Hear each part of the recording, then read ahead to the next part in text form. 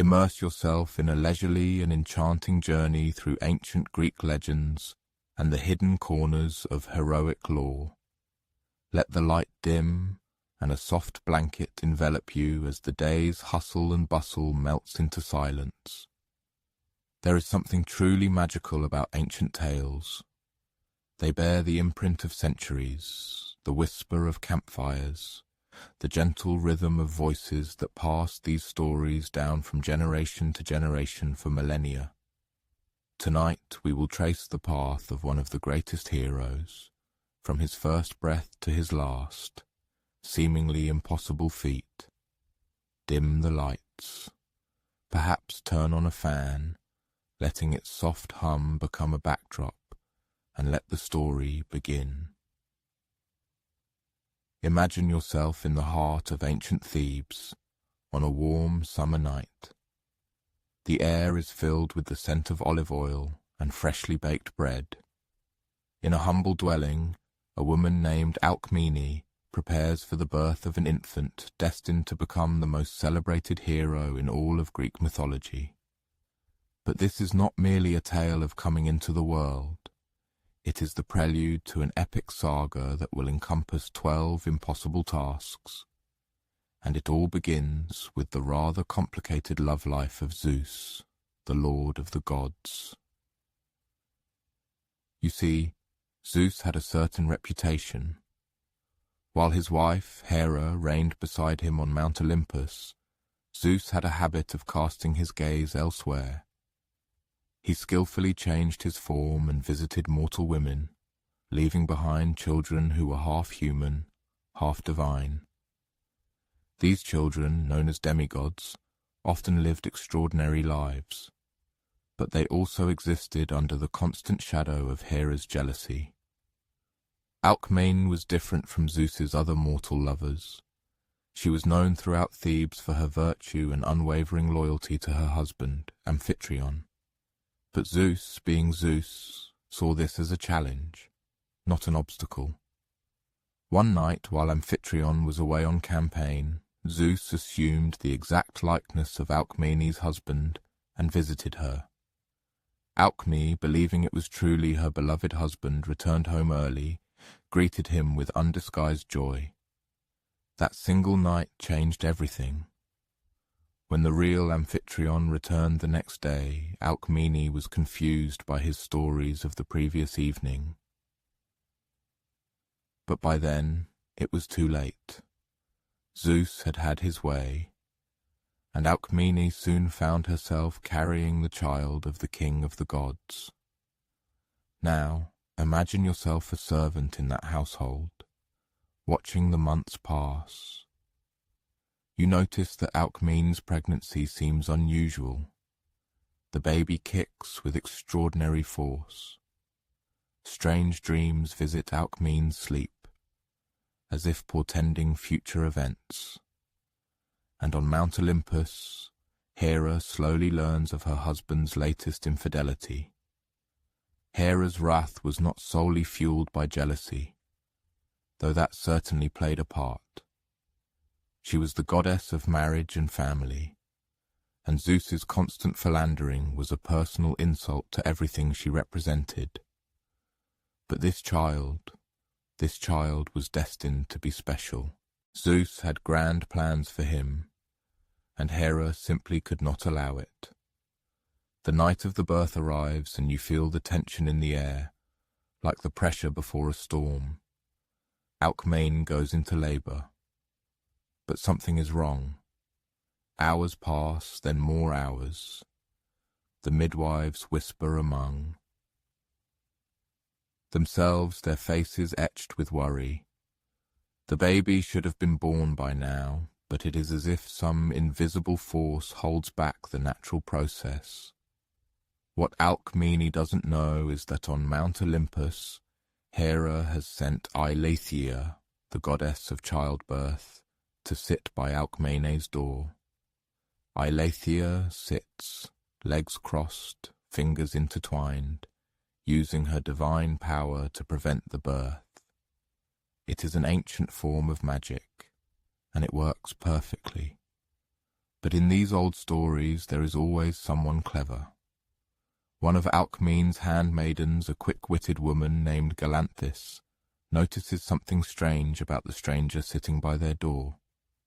This woman has been there for hours, never moving, never speaking a word, just sitting in this peculiar posture. Galanthis realizes this might be divine interference. So Galanthis rushes out and joyfully shouts, "The baby is born! The baby is born! It's a beautiful, healthy boy." Eileithyia, startled by this unexpected news, jumps up and stretches her limbs in. Surprise. And in that very instant, the spell is broken. Alcmene's labour immediately resumes its natural course. The baby is born with a powerful cry that seems to shake the very walls of the house. The midwives gasp when they see him. He is larger than any newborn they have ever delivered, with such a strong grip that he almost breaks the finger of the woman who tries to swaddle him. His eyes, when they open, seem to possess an intelligence far beyond his moments of life. Alcides, meaning strength of Alcmene, but history will know him by another name, Heracles, meaning glory of Hera. It's almost ironic, isn't it? The child who will spend his entire life trying to appease Hera's wrath bears a name that honors her. The Olympian goddess Hera, however, had no intention of ceasing her schemes. Not at all. Just a few nights after the infant's birth, when some semblance of order had finally settled in Alcmene and Amphitryon's home after the turmoil of childbirth, she made her next sinister move. Two colossal serpents gliding in the pitch darkness headed straight for the nursery, where little Heracles slept peacefully beside his twin brother, Iphicles. Yes, Alcmene had indeed given birth to twins, but only one of them was truly a son of Zeus. Imagine yourself a guard patrolling the silent streets of ancient Thebes that night. High in the sky the moon shone, casting long, winding shadows between the stone buildings. Your ears caught nothing unusual, your eyes noticed nothing strange. But within the walls of that humble dwelling, something truly extraordinary was unfolding. The serpents silently slipped through an open window, their scales barely rustling against the rough stone sill.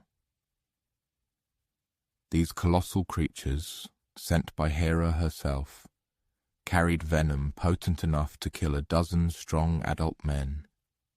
Their eyes gleamed ominously in the moonlight as they approached the unsuspecting, sleeping infants.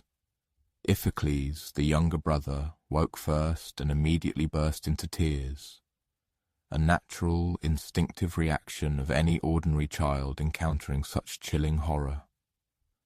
His desperate cries woke his parents, who, filled with anxiety, rushed to the nursery. But by the time they reached the room, they were met with a sight that would be spoken of in Thebes for generations.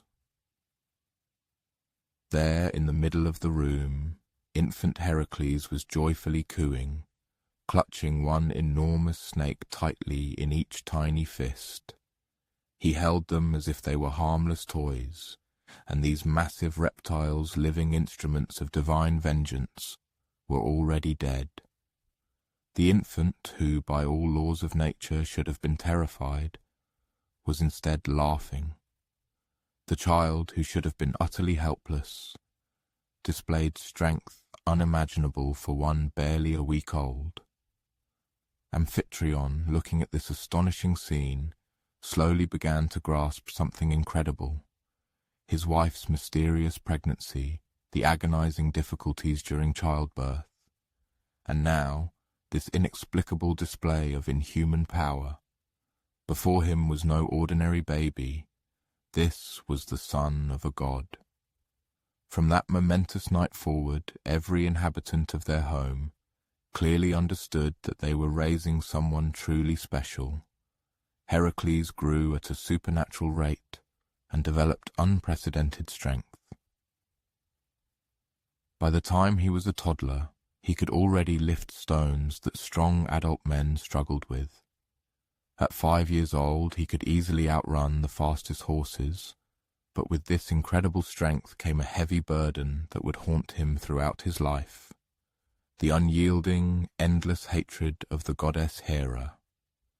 This story, as you see, goes far beyond a simple narrative of an unusually strong infant. It marks the beginning of a much larger and more tragic tale of what happens when divine power collides with mortal human life. Heracles did not choose to be the son of Zeus. He did not ask for this unimaginable supernatural power, nor for the eternal enmity and relentless persecution from Hera. Yet, from the moment of his birth, his life's path was already predetermined by higher powers. As young Heracles grew, his parents sought to provide him with as normal a childhood as possible. They hired the best tutors of their time: Linus, who taught him the lyre and music; Castor, who instructed him in the art of combat and weapons; and the wise centaur Chiron, who taught him hunting and the art of healing. But even in these lessons, intended to instill human skills, Heracles' true nature constantly manifested. One day, when Linus tried to correct his lyre playing with a sharp but fair word, Heracles, in a fit of frustration, accidentally killed his teacher by striking him with the musical instrument. Such accidents, unfortunately, became a sad regularity in his life. Heracles' incredible strength, combined with his all-too-human, sometimes uncontrollable emotions, constantly created serious problems. He did not wish to harm anyone, but when you are 10 times stronger than everyone around you, even the gentlest touch can result in catastrophic damage. Meanwhile, on majestic Mount Olympus, the goddess Hera continued to watch and patiently wait. She had already realized that direct attacks on Zeus's son would not yield the desired results. The boy was too strong, too resistant to her overt machinations, but patience is truly a divine virtue, and Hera had all the time in the world. She began to skillfully sow the seeds of a much more sophisticated and insidious revenge, one that would use Heracles' own formidable strength against him. And so our hero grew into a mature man, beloved by his family, revered by his city, yet carrying within him both the seeds of greatness and inevitable tragedy. His birth was marked by wonders and encounters with monsters, and his entire life would be defined by the relentless tension between his divine heritage and his deeply human heart. But what will happen when that human heart is pushed to its absolute limit? What will occur when divine manipulation meets a mortal breaking point? The answer to these questions lies in the shadows that have already begun to gather around Heracles' seemingly bright and cloudless future. These ominous shadows, which we spoke of, are about to fall upon Heracles' life in the most cruel and unimaginable way. You are about to witness how even the mightiest hero can be broken not by external enemies and open conflicts, but by the subtle and ruthless manipulation of the gods over his own mind. Heracles, now a man in the prime of his life, had reached maturity, his life filled with quiet happiness. He had tied his fate to Megara, a princess of Thebes, and their union was blessed with 3 lovely children. Their home was constantly filled with joyful laughter and the familiar sounds of everyday life. The little ones frolicked carefree, Megara quietly hummed melodies as she tended her flourishing garden. In the evenings, Heracles, sitting by the warm fire, shared captivating stories. Any passerby near their home might have witnessed. this seemingly perfect picture of domestic well-being. Heracles, possessing immense strength, selflessly served his city. He subdued bandits, ensured the safety of travelers, and actively participated in the arduous construction work that was vital for Thebes' prosperity. His children, like mischievous kittens, climbed on him as if he were a living mountain, filling the surroundings with delighted squeals as their father gently tossed them into the air. However, Hera, observing this idyllic existence, felt increasing irritation. Zeus's illegitimate son had not only survived but was thriving. He enjoyed love, respect, family happiness, all the things that, by common consent, should have brought him joy. And this was utterly unacceptable to the goddess. Direct attacks had already been tried and failed. Now she decided to resort to a much more sophisticated and insidious plan. For the cruelest punishments often involve turning our greatest strengths into our worst weaknesses. Immense strength had always been Heracles' defining characteristic. But what if that power spiraled out of control? What if the very colossal energy that made him a hero became the instrument of his greatest tragedy? Hera, driven by her sinister purpose, sent Lyssa, the goddess of mad frenzy, to visit Heracles. This was not the madness that manifests in incoherent speech and foaming at the mouth. This was something far more subtle and, therefore, more terrifying. This was a madness that crept in slowly, subtly distorting perception, twisting reality until a person lost the ability to distinguish friend from foe. The insidious madness began its destructive work on a seemingly ordinary evening. Heracles returned home after an exhausting day spent helping farmers move massive boulders from their fields. He felt tired yet satisfied, anticipating dinner with his family. However, as he approached his dwelling, something felt wrong. Familiar sounds took on a different, unsettling quality. His children's laughter now seemed ominous. Megara's voice, calling them to dinner, acquired a conspiratorial tone. Imagine an ordinary neighbor, perhaps tending his garden as evening falls. He notices Heracles standing absolutely motionless at the entrance of his home, head bowed as if listening to something only he could perceive. There is a noticeable tension in his shoulders that was absent that morning. His hands, usually so gentle and tender with his family, are now clenched into tight fists. Inside the house, Megara and the children are completely unaware of the impending doom. She is busy preparing dinner. Bread, still warm from the oven, olives picked from their own tree, cheese bought at the market, all creating a cozy domestic atmosphere. The children are engrossed in a game involving much running and cheerful giggling. This was the very scene that should have warmed any father's heart. But when Heracles finally enters, he does not see his family. Lyssa's influence has so completely distorted his perception that he sees enemies everywhere. His beloved wife appears before him as a threat that must be eliminated. His precious children seem to him like the offspring of his enemies, sent to destroy him. The tragedy unfolded with horrifying speed. Heracles, genuinely believing he was defending himself from attackers, used his immense strength to fight what he perceived as monsters and enemies. But there were no monsters. There were no enemies. There was only a loving family who completely trusted him and never anticipated such an attack. When the madness finally receded, Heracles found himself standing in his own home, surrounded by destruction. The terrifying reality of what he had done crashed over him like a cold wave. His wife, his children, all dead by his own hand. The strength meant to protect them had become the instrument of their annihilation. Imagine that agonizing moment.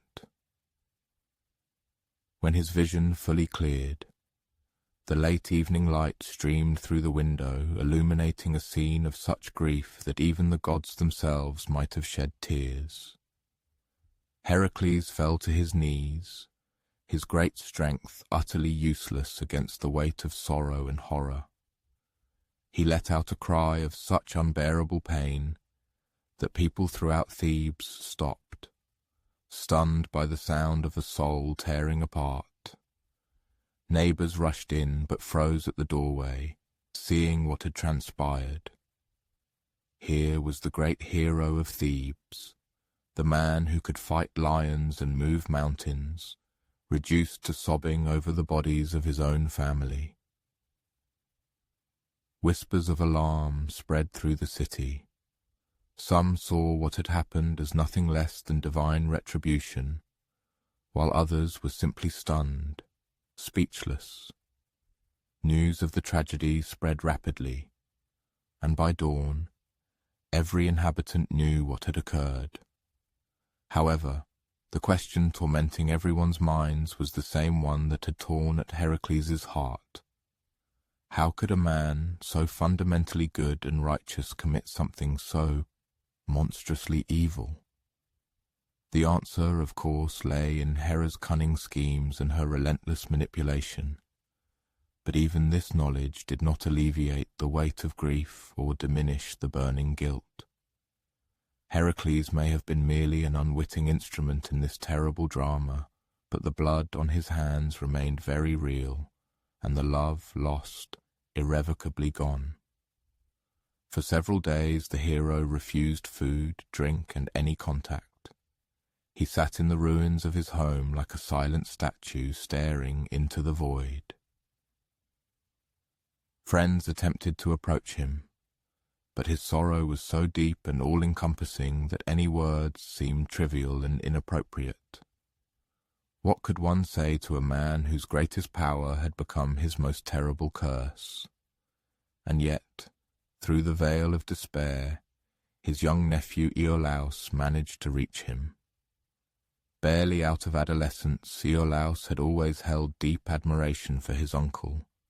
He simply sat beside Heracles, not attempting to console or explain the inexplicable, but merely sharing the oppressive silence.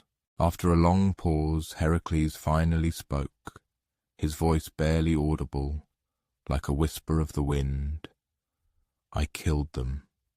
I took the lives of my own family. How can I live with this?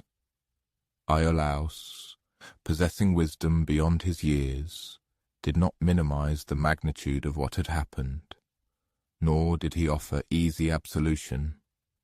Instead, he uttered words that would change the entire course of Heracles' life.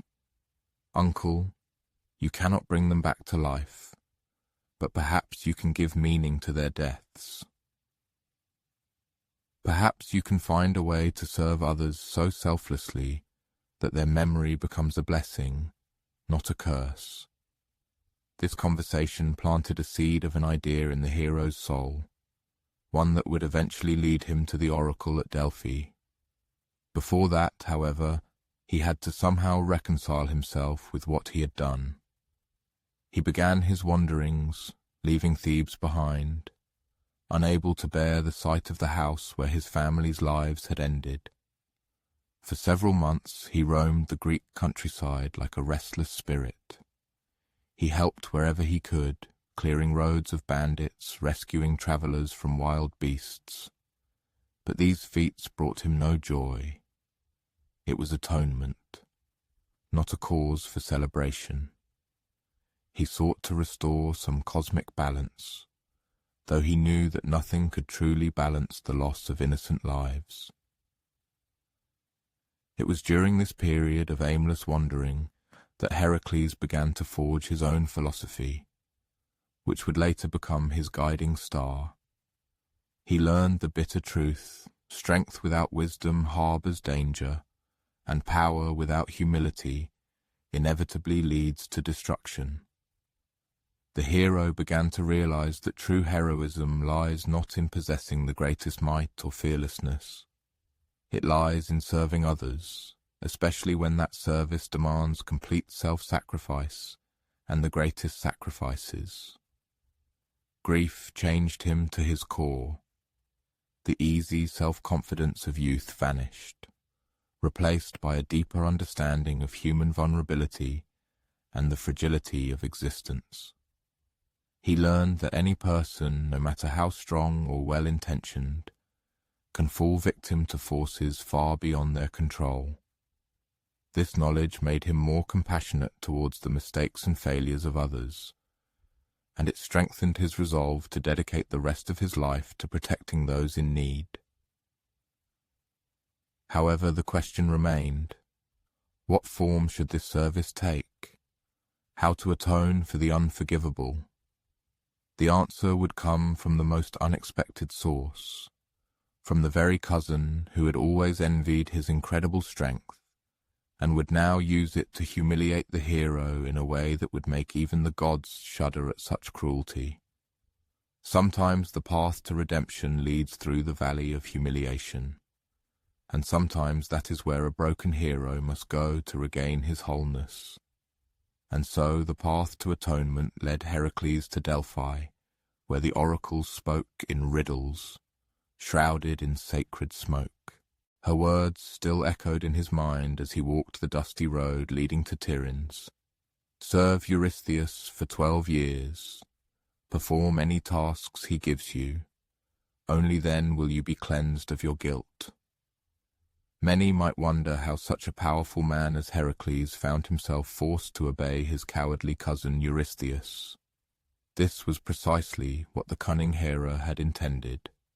She cunningly arranged for Eurystheus to be born just moments before Heracles, thereby making him the legitimate king of Tiryns and granting him the undeniable right to command Zeus's son. It was a true masterpiece of divine manipulation, using Heracles' own sense of honor to trap him in servitude. Imagine the scene: Heracles arriving at the palace in Tiryns for the first time. Eurystheus, out of fear of his dangerous cousin, had built himself a bronze chamber deep underground, a veritable bunker where he could hide whenever Heracles visited. The irony of the situation was almost palpable. The king was so terrified of his own subject that he had to literally hide underground to feel safe. But today, to announce the first labor, Eurystheus forced himself to appear in person. He sat on his throne, attempting to project regal grandeur, though his hands trembled slightly.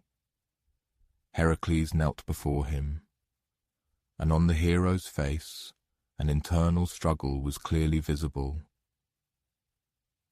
Every instinct screamed at him to refuse this humiliation, but the promise made to the oracle held him fast. "Your first task," Eurystheus announced, his voice noticeably quivering, "is to kill the Nemean lion and bring me its hide as proof." At first glance, the task might have seemed relatively simple to Heracles. After all, he had faced dangerous creatures many times before and emerged victorious.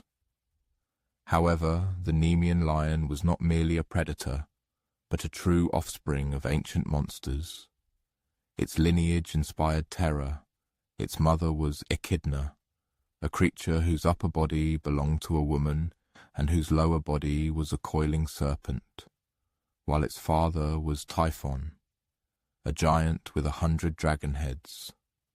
The lion itself was colossal in size, its hide shimmering golden, resembling shining armor, and its claws were so sharp and strong that they could pierce even the most reliable shields. But its most frightening feature was its absolute invulnerability. The Nemean lion's hide was impervious to any mortal weapon. Swords bent upon impact, spears shattered, and arrows ricocheted, causing the beast not the slightest harm. For 3 decades, this monster had terrorized the hills of Nemea, relentlessly destroying livestock, travelers, and anyone who dared to hunt it. Entire villages were deserted, abandoned by inhabitants fleeing its deadly presence. Heracles accepted this task without a single word of complaint, and though a deep thoughtfulness could be seen in his eyes, he had already learned to deliberate his actions, to plan, rather than blindly relying solely on his colossal strength. This newfound wisdom, born from the tragedy he had endured, would undoubtedly serve him well in the trials ahead. The journey to Nemea took Heracles several days, and he wisely used this time to gather valuable information. He stopped at numerous inns and secluded farms, carefully speaking with everyone who had encountered the lion or whose loved ones had fallen victim to it. The information he gathered was deeply troubling. It became clear that the beast not only possessed monstrous strength, but also exhibited extraordinary cunning. It hunted with sophisticated strategy, setting treacherous ambushes and learning with astonishing speed from its experiences with previous hunters. One evening, camping by a quiet stream, Heracles met an elderly shepherd who had lost his entire flock to the relentless predator. "It's unnatural," the old man said, thoughtfully stirring the embers of the fire with a stick. "Animals usually don't play with their prey, but this beast seemed to enjoy the killing, leaving half the sheep uneaten, just scattered, as if wanting to make a statement." This chilling conversation only confirmed Heracles' growing suspicions. The Nemean lion was not just a wild animal. It was a monster in the truest sense of the word, a creature embodying pure, uncontrolled, destructive power. Killing it was not merely about overcoming physical danger. It required outwitting a sophisticated and malicious intelligence. When Heracles finally reached the vicinity of Nemea, ominous traces of the lion's presence were everywhere. Trees were scarred with deep claw marks, reaching up to 2.5 meters from the ground. The few remaining farms were fortified with such thoroughness that they resembled actual military camps. It seemed the very air in this area was permeated with a sense of impending threat, as if the land itself held the memory of the terror that had haunted its inhabitants. Heracles set up his camp in a grove of olive trees, from which he had an excellent view in all directions. He spent the first night in complete silence, simply observing and using his heightened senses to map out the lion's domain. Around midnight, he heard it, a roar that shook the earth to its foundations and sent all other creatures fleeing in panic, plunging into absolute silence. It was a sound speaking of absolute dominance, of a predator so confident in its boundless power that it did not even bother with stealth. The next morning, Heracles began his hunt with utmost seriousness and determination. He relentlessly followed the lion's tracks, making his way through rocky valleys and dense thickets, carefully noting every detail of the creature's movements. The paw prints on the ground eloquently spoke of its colossal size and astonishing grace. This was a hunter capable of moving completely silently when needed, despite weighing as much as a small horse. For 3 days they circled each other, as if in a deadly dance. Heracles caught only fleeting glimpses of golden fur flashing through the undergrowth. The lion, for its part, seemed to study him. With no less interest than Heracles studied the lion. In these unseen encounters, there was a level of intelligence that sent shivers down Heracles' spine. This was not merely a predator pursuing prey, it was a monster assessing a potential threat. On the 4th day, Heracles decided to test his theories about the lion's invulnerability. He took up a position on a high ridge with an excellent vantage point, and loosed his best arrow, putting all his skill and supernatural strength into it. The arrow struck the lion squarely in the shoulder but harmlessly ricocheted, causing the beast not the slightest harm. The monster didn't even flinch. Instead, it turned to look directly at Heracles and bared its fangs in an expression that could only be described as a sinister smile. That night, alone by the crackling fire, Heracles intensely pondered the seemingly insoluble problem. His trusty sword was useless against the beast's hide. His accurate arrows could not pierce it. Even his mighty club, carved from strong olive wood and hard as tempered iron, now seemed utterly inadequate against these supernatural defenses. How could one kill a creature that could not be harmed by conventional means? The answer came to him gradually, built on careful observation and ironclad logic. If the hide could not be pierced from the outside, perhaps it could be attacked from within. If traditional weapons were utterly useless, what about the one weapon he always carried with him? His own mighty hands. The plan he devised was incredibly dangerous and required extreme courage. He would have to get close enough to the lion to engage in hand-to-hand combat, close enough for the beast's terrifying claws and fangs to reach him. But it was the only possible approach that could work. He would have to strangle the monster, turning its own incredible strength against itself. The decisive confrontation unfolded in a narrow mountain gorge, surrounded by sheer cliffs, a natural amphitheatre where escape routes were completely cut off for both adversaries. With the first rays of dawn, Heracles stepped into this valley, making no attempt at disguise or stealth. His intention was clear: to let the predator know of his approach. He sought an honest duel, a clash of two apex hunters, where one beast would meet another. From its lair emerged the Nemean lion, its form resembling molten gold that had taken on a deadly shape. The beast surpassed Heracles' expectations with its colossal size, and its mane seemed to emit its own mysterious glow. For a brief moment, both adversaries froze, staring intently at each other. Before them stood a monster that had terrorized the entire region for decades, and a hero whose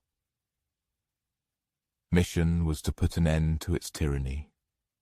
Suddenly the lion lunged forward, displaying astonishing swiftness, seemingly impossible for such a massive creature. Heracles made no attempt to dodge or use any weapon. Instead, he met the challenge head-on, wrapping his mighty arms around the enraged beast's neck at the very moment its sharp claws raked across the hero's chest. The pain was immediate and unbearable, but Heracles, despite everything, maintained his grip. What followed was not so much an ordinary struggle as a titanic confrontation of unyielding will and boundless endurance. The lion thrashed furiously, emitting a fearsome roar, attempting to shake off this incredible burden, this prey that stubbornly refused to let go of life. The monster's razor-sharp claws mercilessly tore at Heracles' back and sides. The lion's colossal mass threatened to crush the hero, yet Heracles stubbornly held his grip, relentlessly squeezing his hands around the beast's throat. Time stretched, seemingly into endless minutes. The lion's resistance grew more furious and desperate, then gradually faded, transitioning into agony. Heracles felt his own strength wane from profuse blood loss and complete exhaustion, but his grip remained unwavering. This was a lesson he had learned from past tragedies. Sometimes, to achieve victory, one must sacrifice absolutely everything, even the certainty of one's own survival. Finally, the mighty beast shuddered one last time and fell silent. The terror of Nemea was dead. It fell not by sword or spear, but by the simple yet truly terrifying power of human determination. Heracles released his grip and collapsed onto his back, breathing heavily and bleeding, but fortunately alive. However, the labor was not entirely complete. Eurystheus, as was known, demanded the hide of the slain lion as irrefutable proof of triumph. And surprisingly, removing this hide proved almost as difficult a task as killing the monster itself. It should be recalled that no weapon could pierce this golden fur, even when the beast was already dead. Heracles tried every blade in his arsenal, but none could inflict even the slightest scratch on the tough hide. Then a brilliant idea struck him.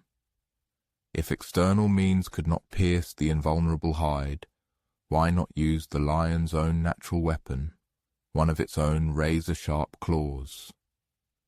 With the utmost care, Heracles began to skin the colossal beast. This work was slow and extremely painstaking, but ultimately the hero obtained a whole, gleaming golden hide, which later became his famous attire, his distinctive mark. Heracles returned to Tiryns when he appeared in the lion's hide, like a majestic cloak, made an immediate and profound impression on Eurystheus. The king, glancing at his bloodied cousin, clad in the hide of a seemingly invulnerable monster, and carrying the beast's enormous head like a helmet, fled in panic to his underground chamber. From that moment on, Eurystheus preferred to communicate with Heracles exclusively through his heralds. He was too overcome with fear to dare a personal meeting with the hero. And perhaps there was a certain wisdom in the king's decision, for something had irrevocably changed in Heracles himself during the performance of this first labor. He realized that even the most incredible obstacles could be overcome if one combined fearlessness, a sharp mind, and an unwavering, stubborn unwillingness to give up. However, standing in the empty throne room and listening to Eurystheus's muffled voice emanating from the bronze chamber deep underground, Heracles knew that this was only the very beginning of his journey. 11 more labors awaited him, and with each new triumph, the influence of Hera, the cunning goddess, only grew. The questions that relentlessly pursued him throughout all the coming trials were already beginning to take shape in his mind. What would happen when courage alone was not enough? What trial would be capable of breaking even the one who had strangled the invincible Nemean lion? The golden lion's hide shone brightly in the morning sun, as Heracles made his way to the bronze chamber where Eurystheus was hiding. News of his first incredible success had already spread throughout Hellas, and people crowded along the roads, eager for even a glimpse of the hero who had accomplished the seemingly impossible. However, Heracles barely noticed their intense attention. His thoughts were already entirely consumed by the upcoming next trial. From the secure confines of his underground bunker, Eurystheus's voice echoed, carried through a special speaking tube. It was an ingenious invention, allowing him to give orders while avoiding a terrifying encounter with his exceedingly successful cousin. "Your second labor," the king declared, his words distorted by the echo of the bronze walls, "is to destroy the Lernaean Hydra, and this time you will go forth completely alone." This last detail was critical. Having witnessed Heracles' triumph over the Nemean lion, the goddess, Hera, never one to miss an opportunity, whispered into Eurystheus's ear that no helpers, no companions should be present. The hero must face this monster in complete isolation, relying solely on his own strength and sharp wit. However, Heracles had already learned a valuable lesson from his nephew Iolaus regarding the true nature of heroism and unwavering loyalty. Therefore, as he prepared to leave Tiryns, he found the young man waiting by his chariot, already armed and fully prepared for the journey ahead. The king had undoubtedly stated, "You must face the Hydra alone." But Iolaus, with a slight smile on his face, noted that the king had said nothing about forbidding a charioteer for the journey itself. Imagine these two travelers steadily making their way to Lerna, the great hero, his shoulders cloaked by the formidable Nemean lion's hide, and beside him, the energetic youth, Iolaus, who had steadfastly refused to remain in the shadows. Their bond, once forming, had now deepened significantly, especially after that tragic night when Iolaus had managed to pierce through the veil of despair that had enveloped Heracles. Now an easy camaraderie had settled between them, the kind of strong friendship that needs no continuous verbal affirmation of its unbreakable nature. As they approached the infamous swamps of Lerna, the surrounding landscape underwent grim changes. The atmosphere became noticeably thick and humid, permeated by the acrid scent of stagnant water and relentless decay. The trees, once majestic, now appeared twisted and sickly, as if afflicted by an ailment.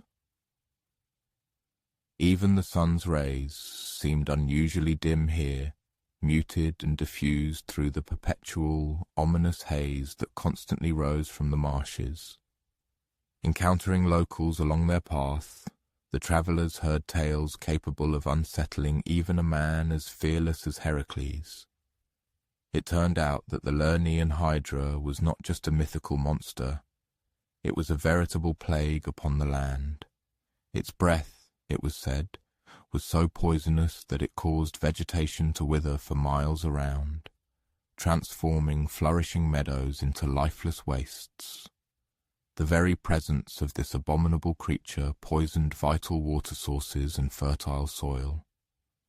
And most terrifying of all in these accounts, the creature had 9 heads, each possessing the ability to think and make decisions independently. "My grandfather once encountered it," an elderly farmer told them, his hands visibly trembling with every word. He said it was like a living nightmare. Its heads, he claimed, constantly argued among themselves, deciding which way to pursue their unfortunate prey. But when they reached an agreement, oh then, God help the creature upon whom their coordinated hunt was directed. As the heroes approached the Hydra's sinister lair, the signs of its baneful influence became utterly obvious and undeniable. In the streams, which under normal circumstances should have teemed with life, dead fish now floated belly up. Birds that dared to fly too close to the infected swamp suddenly fell from the sky, as if struck by an invisible force. Even the insects here looked unusual. They were too large, excessively aggressive, distorted and mutated by the destructive effects of the monstrous venom. Heracles and Iolaus decided to set up their camp on a hilltop that majestically overlooked the infected swamp. They positioned themselves as close as prudent caution allowed, so as not to be subjected to the lethal effects of the monster's toxic breath. From their strategically advantageous position, they had a chilling view of the Hydra's lair, a colossal spring from which dark, ominous water billowed, erupting from the depths of vast underground caves.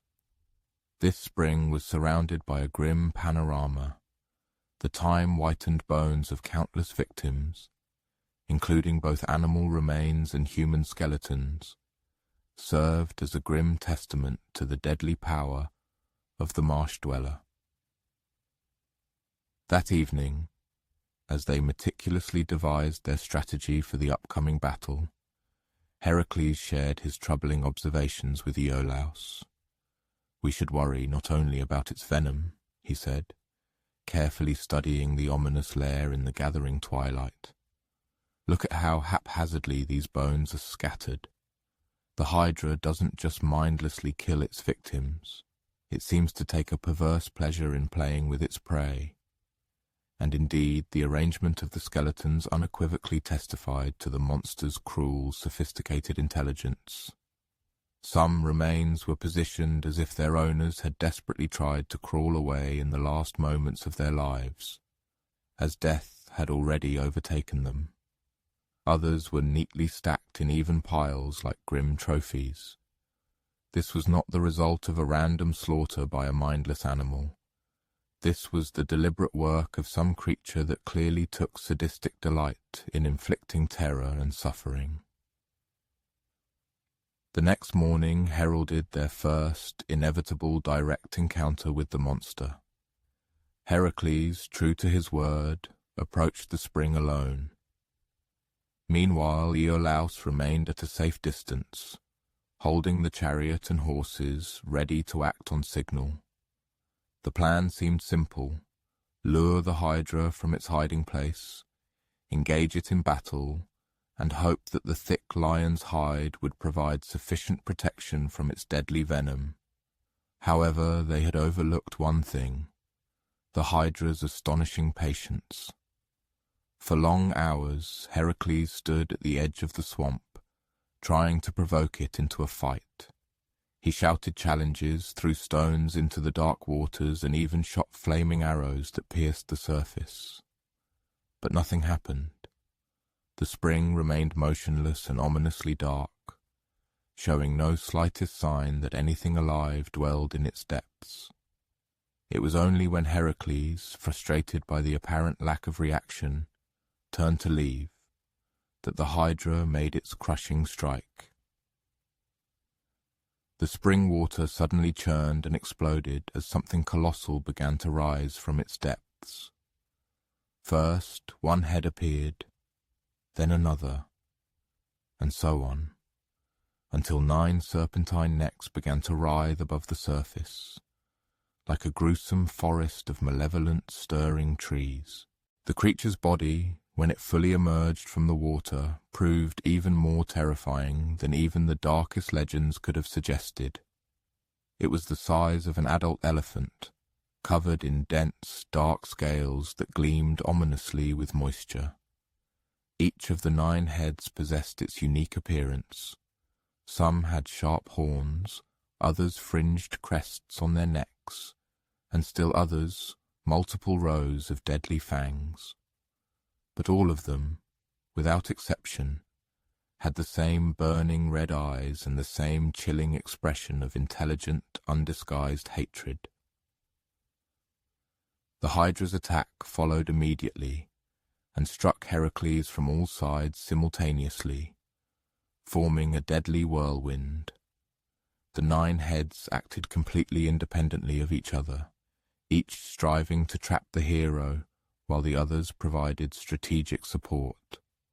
It was akin to fighting not 1 but 9 different snakes at once, each of which seemed to instantly learn from the successes and failures of its brethren, constantly adapting its tactics.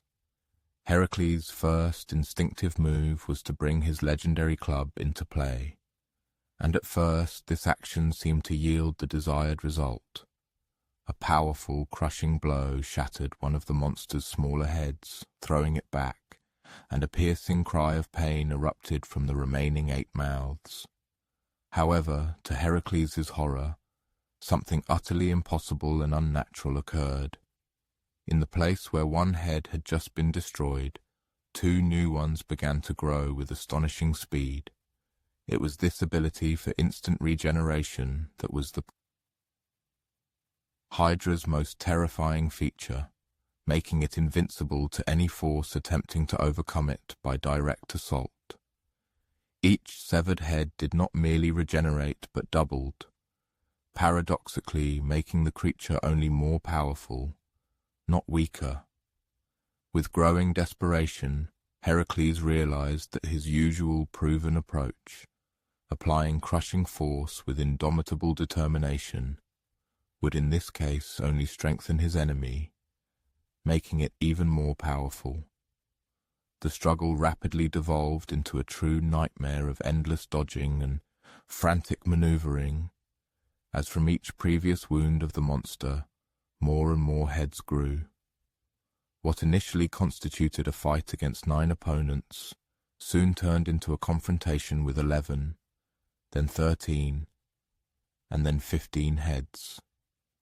The Hydra's poisonous breath, as its numbers increased, became more concentrated and suffocating, forcing Heracles to fight while holding his breath and keeping his eyes half closed, to somehow protect himself from the acrid, toxic fumes.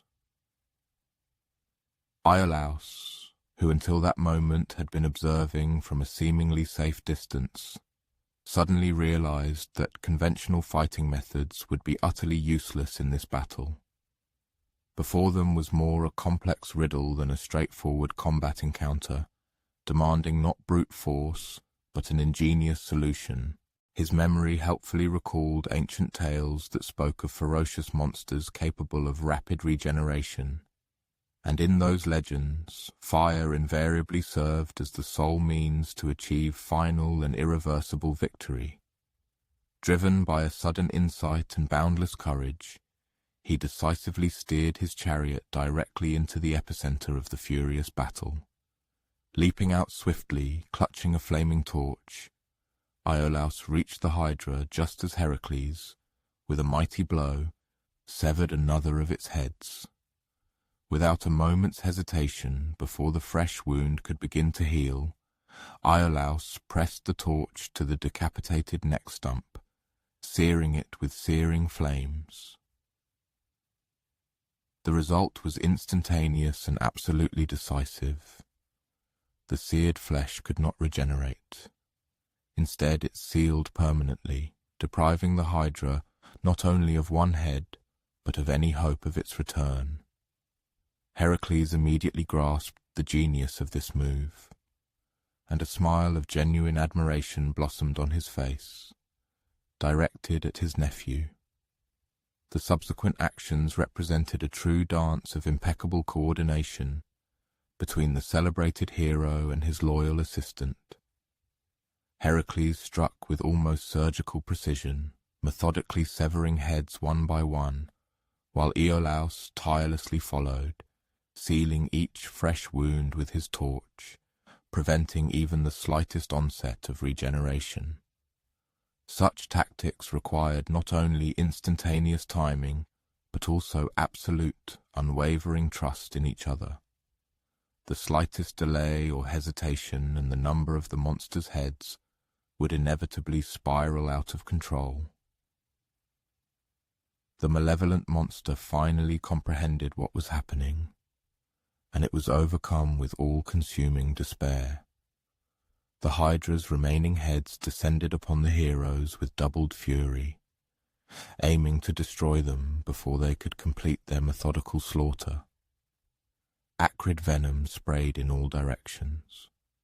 The creature's enormous body thrashed in agony, attempting to crush its fearless opponents with its monstrous weight. However, Heracles and Iolaus had already found their deadly rhythm. Head after head fell one by one under the crushing blows of the club, and was immediately sealed forever by the searing flames. 9 heads became 8, then 7, and then 6. With each new success of the heroes, the Hydra's ability to coordinate rapidly faded.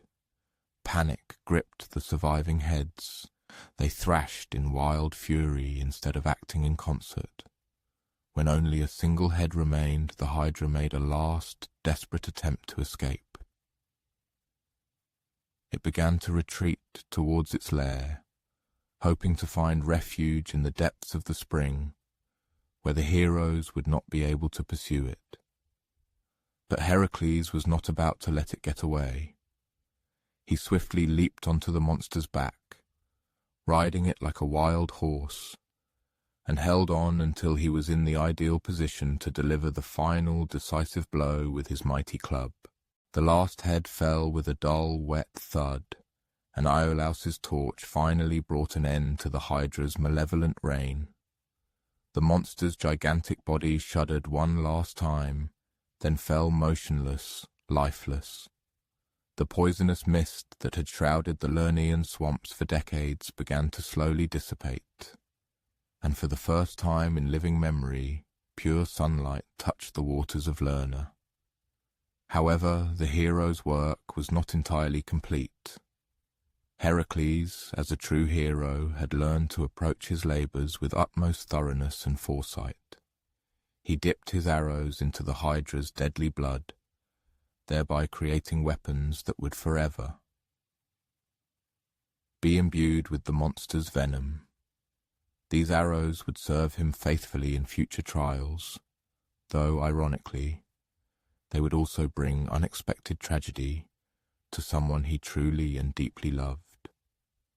In addition to the arrows, he extracted the Hydra's central fangs' curved, deadly blades that proved harder than any steel and sharp enough to cut through anything, even, as he would later discover, the impenetrable hide of the Nemean lion.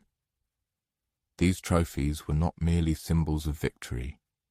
They became invaluable tools that would prove indispensable in Heracles' upcoming trials. However, upon their return to Tiryns, an unpleasant surprise awaited the heroes from King Eurystheus. "This labour will not count," the king arrogantly declared from the depths of his bronze chamber, "for you did not accomplish it alone. Iolaus assisted you with his torch, whereas the task was to fight the Hydra single-handedly." For Heracles, this was a particularly bitter moment, compounded by the realization that, by the formal rules, Eurystheus was, alas, absolutely right. But Iolaus, stepping forward, said with calm dignity, "Uncle, we learned an important lesson here. Some monsters cannot be overcome by brute force alone. They require true friendship, close cooperation, and a willingness to trust your companions implicitly. If that disqualifies our victory from being recognized, then perhaps true victory lies not in pleasing the whims of kings. It lies in the profound understanding of what truly makes us strong." And perhaps that was the true lesson taught by the Lernaean Hydra. Some life's difficulties are only compounded when we try to face them alone, attacking them head-on. But when we combine our efforts, when we unite our unique strengths, and cover each other's weaknesses, even the most seemingly invincible monsters can be defeated. The question that inevitably confronts Heracles as he prepares for his next trial is this: will he remember this invaluable lesson when future challenges demand from him not only unparalleled strength, but also deep wisdom, formidable patience, and the courage to be gentle? The relationship between the mighty Heracles and his royal cousin Eurystheus had undergone a noticeable change. After the intense dispute over the Hydra, a new, more sophisticated calculation emerged in the king's plans. He realized that brute, crushing force alone might not be enough to fully humiliate his relative.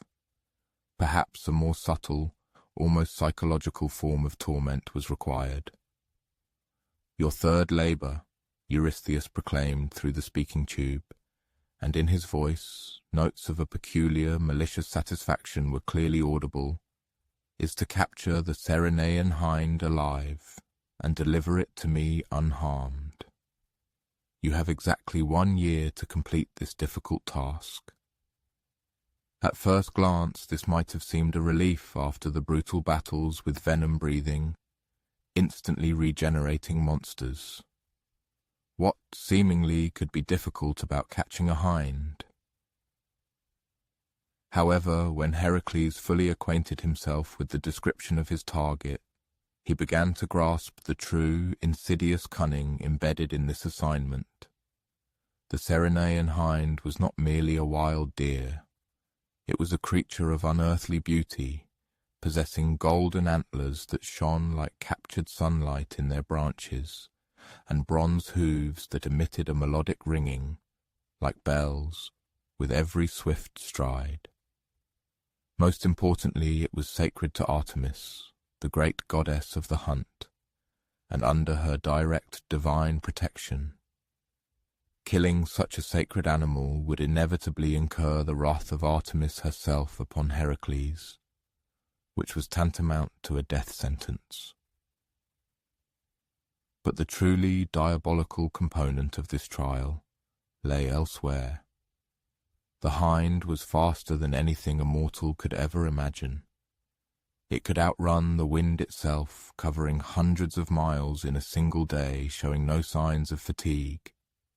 For an entire year, Heracles was to pursue this virtually uncatchable creature, without causing it any harm, knowing that his failure would result not only in personal defeat, but also in severe divine punishment. One can only imagine Heracles preparing for this labor, so strikingly different from the bloody battles he had waged before. Instead of formidable weapons and massive armor, he gathered hunting nets, strong ropes, and provisions for an extremely long and arduous journey. Iolaus, his faithful companion, offered to accompany him, but Heracles shook his head. "This is something I must accomplish alone," he said, "not because Eurystheus demands it, but because I need to learn something important about myself." The hunt began in the hills surrounding Cerynea, where the hind was most often seen. Local shepherds whispered stories of fleeting glimpses of golden light, gliding through the forest faster than thought. "She's like a piece of the sun that broke off and learned to run," an old woman told Heracles, "unspeakably beautiful, but utterly impossible to catch." For the first few months, Heracles pursued the hind using traditional hunting methods. He meticulously tracked its footprints, which was relatively easy as the bronze hooves left very distinct impressions on the soft ground. He gradually learned its favorite paths, the springs where it quenched its thirst, and the meadows where it grazed. However, each time he approached close enough to clearly see it, it instantly vanished, like a golden dream, dissolving into the air. The hind seemed aware of his pursuit, but did not flee in panic, like an ordinary animal. Instead, there was an almost playful quality to their chase. It might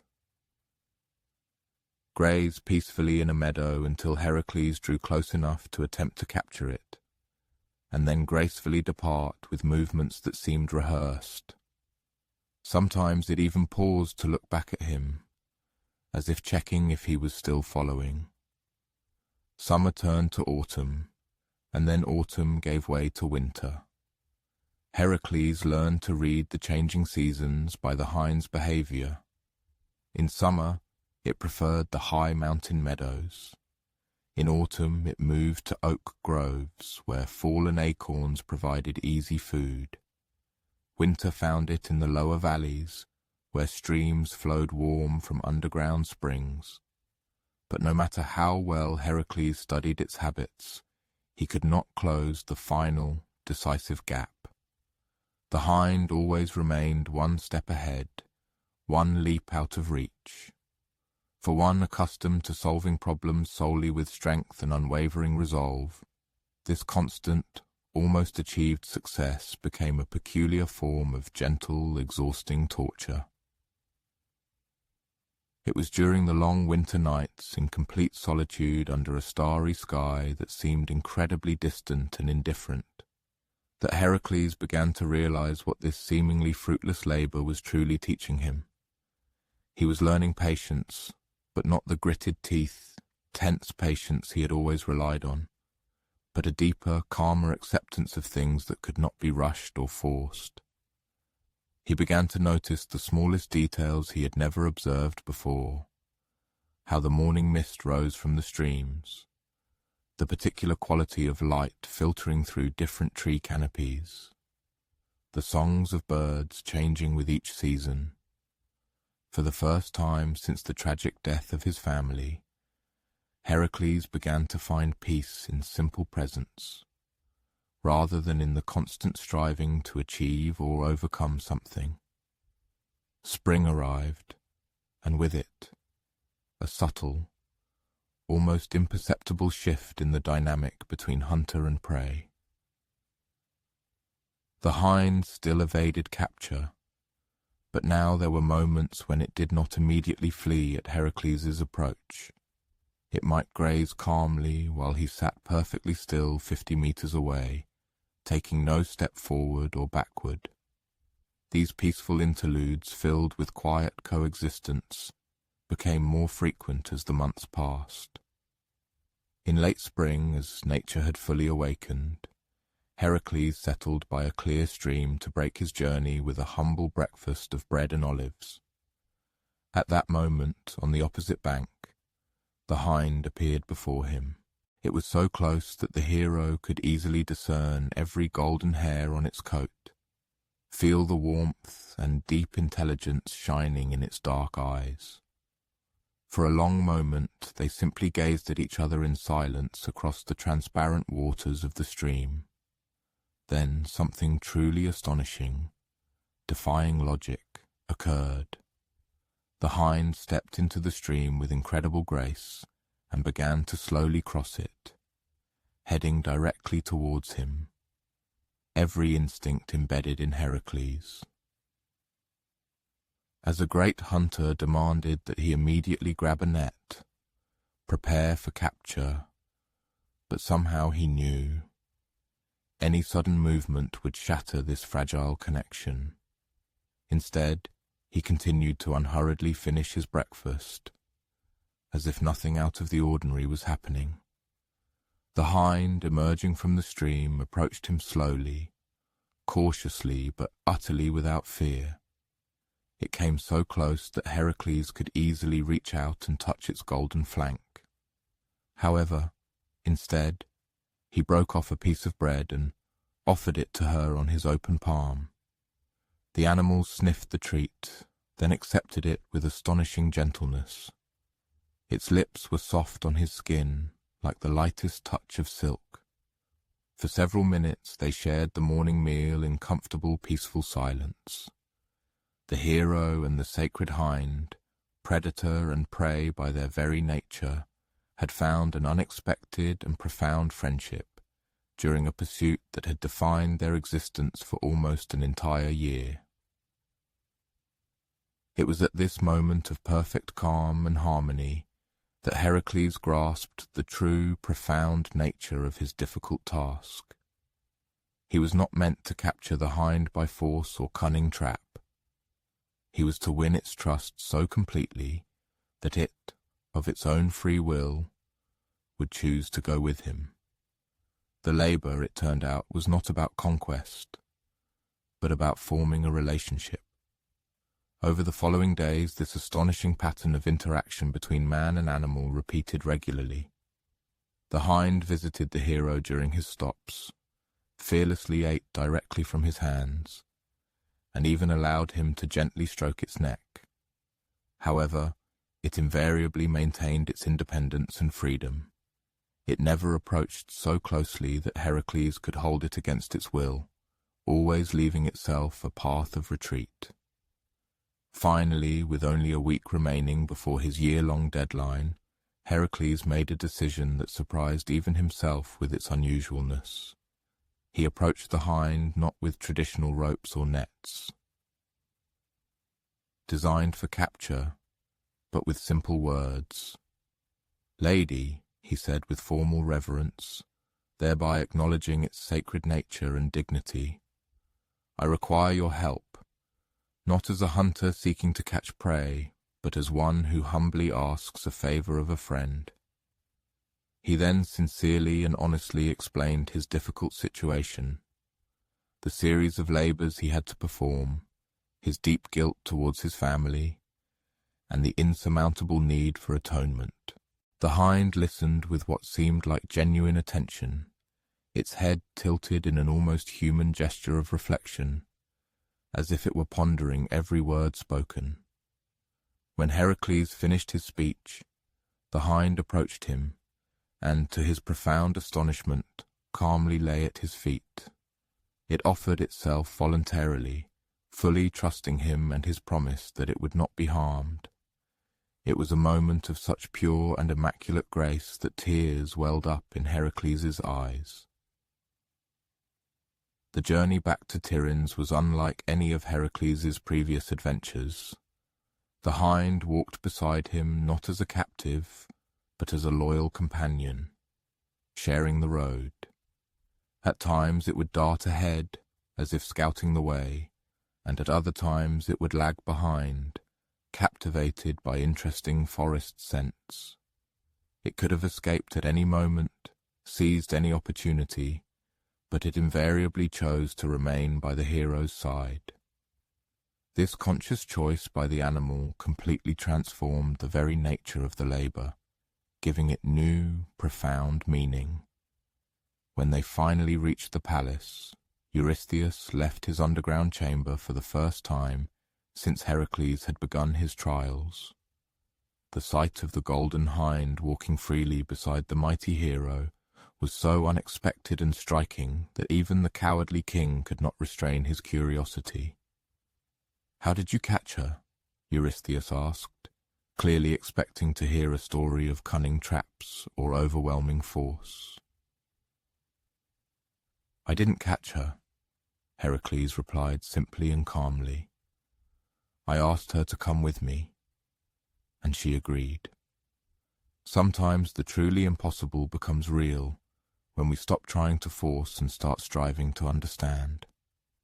As if to emphasize this truth, the hind approached and gently touched Eurystheus's hand with its nose, a gesture of greeting, not submission.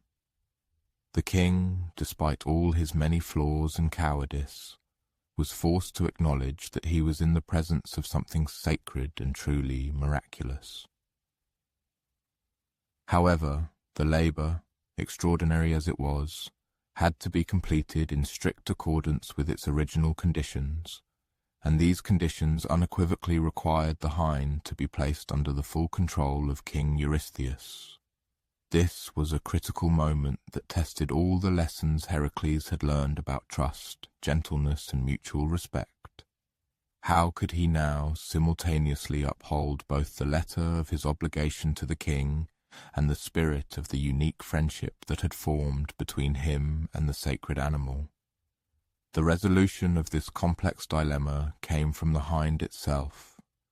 As if sensing the depth of the predicament, it allowed Heracles to place a golden collar around its neck, not as a means of coercion or captivity, but as a symbolic confirmation of their unusual agreement. Then it calmly walked into the royal stables and settled into a stall where fresh hay and clean water awaited it.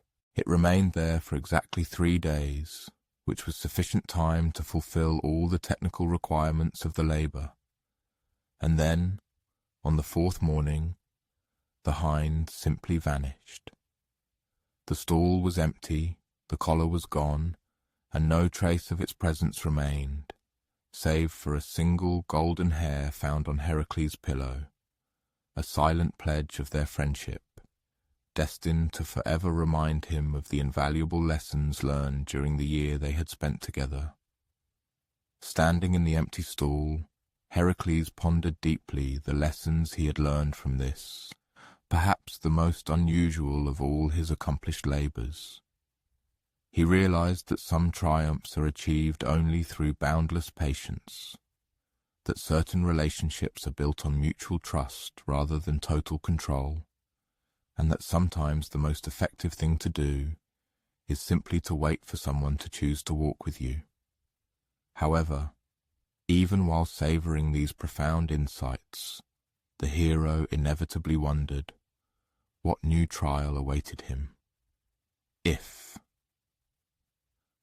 Eurystheus was becoming ever more sophisticated in his ruthlessness. What unimaginable task would be capable of testing not only Heracles' physical might, but the very essence of his evolving character? Winter, like a thick, heavy blanket, enveloped Hellas, and the serene memory of the Golden Hind now seemed like something from a softer, gentler era.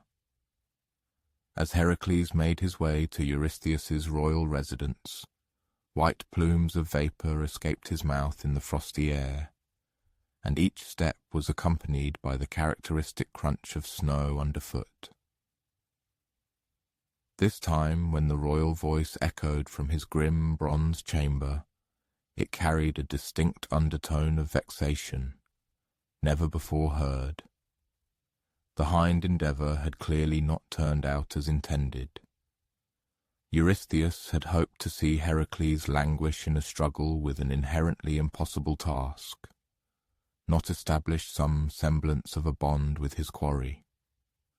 Now the tyrant was firmly resolved to offer a trial that, by his calculations, would strike at what he believed to be his cousin's greatest flaw, his impulsive tendency toward aggression. "Your fourth labour," Eurystheus solemnly declared, "is to capture the Erymanthian boar alive and deliver it to me. This monstrous creature has terrorized the slopes of Mount Erymanthus for many years, ruthlessly destroying anyone who dares to trespass on its territory. You will bring it back alive, without a single scratch, and entirely under your command." One might think this assignment resembled the previous one, another mission of capture, not killing. However, there was a fundamental difference here. The Ceryneian hind was a creature embodying grace and considerable intelligence, capable of consciously engaging in interaction. The Erymanthian boar, on the other hand, represented untamed fury given tangible form. This monster was consumed by such all-encompassing malice that it charged at every moving creature, including even its own reflection in the mirror-like surface of still water. Try to imagine this monster, if you have the courage.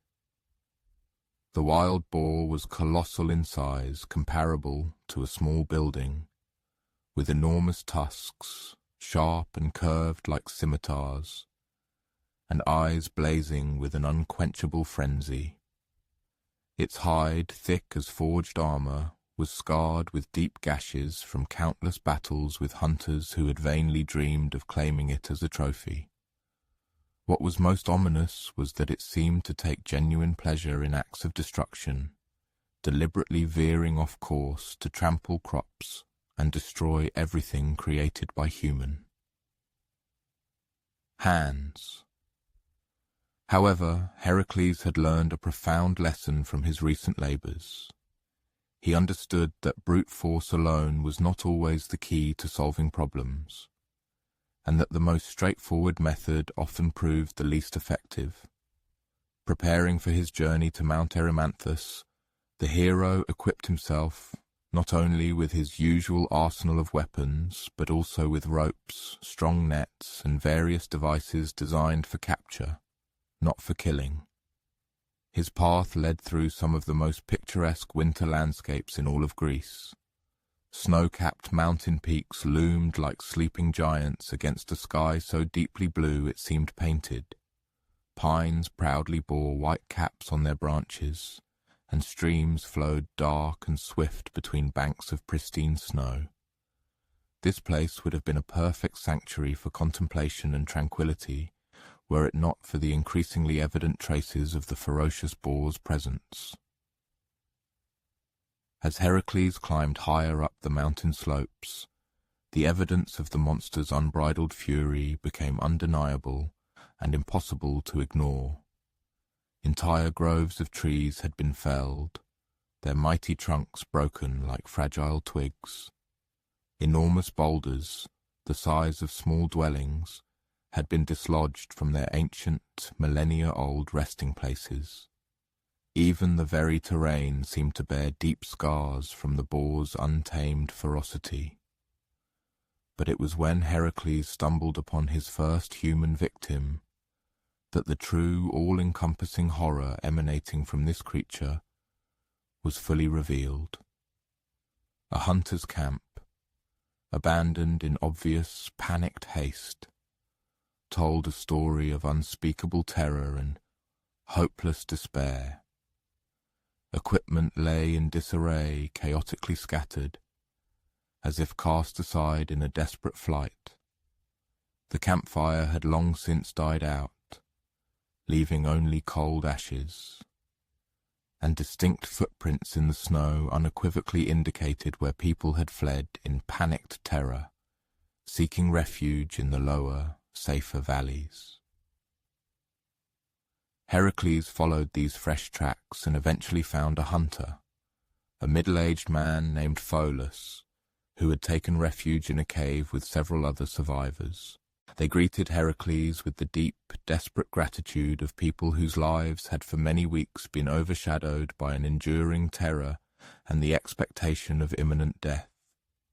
Deep in the night, as the small campfire cast flickering shadows, Pholus, as if sharing a sacred secret, revealed to Heracles the true nature of their adversary. "It's not just a wild animal," he began his tale, his voice tinged with undisguised alarm. "Ordinary beasts kill by instinct, for food, to defend their territory, or for self-preservation. But this creature, this monster, it kills for the sheer pleasure of the act.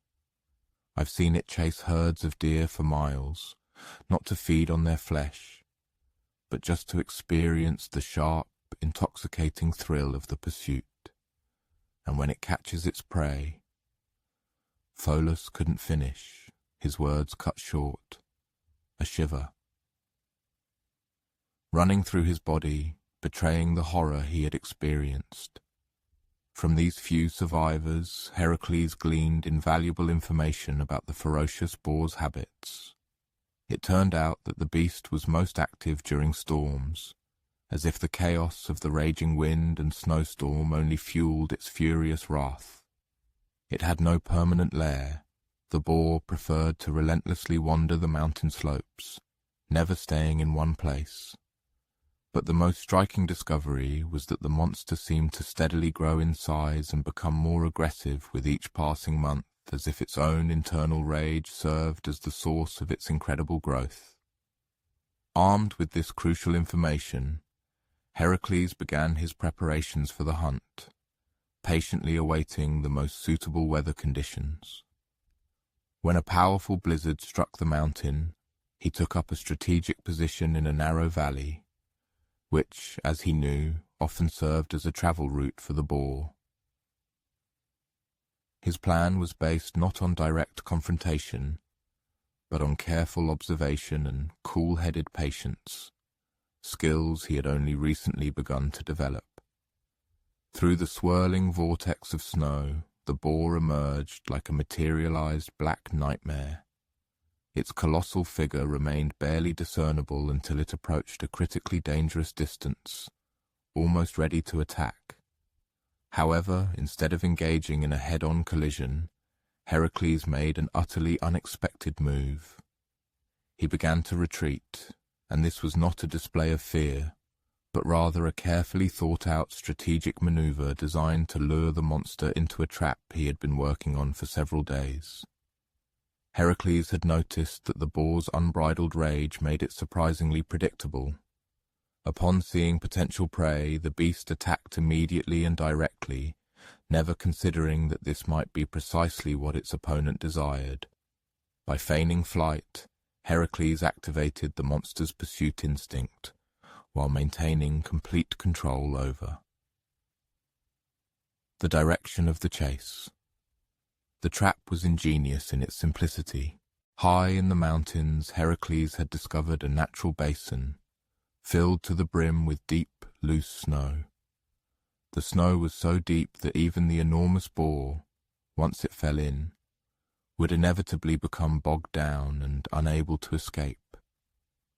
The task was to reach this basin, constantly staying ahead of a creature that, despite its size, could run faster than a horse.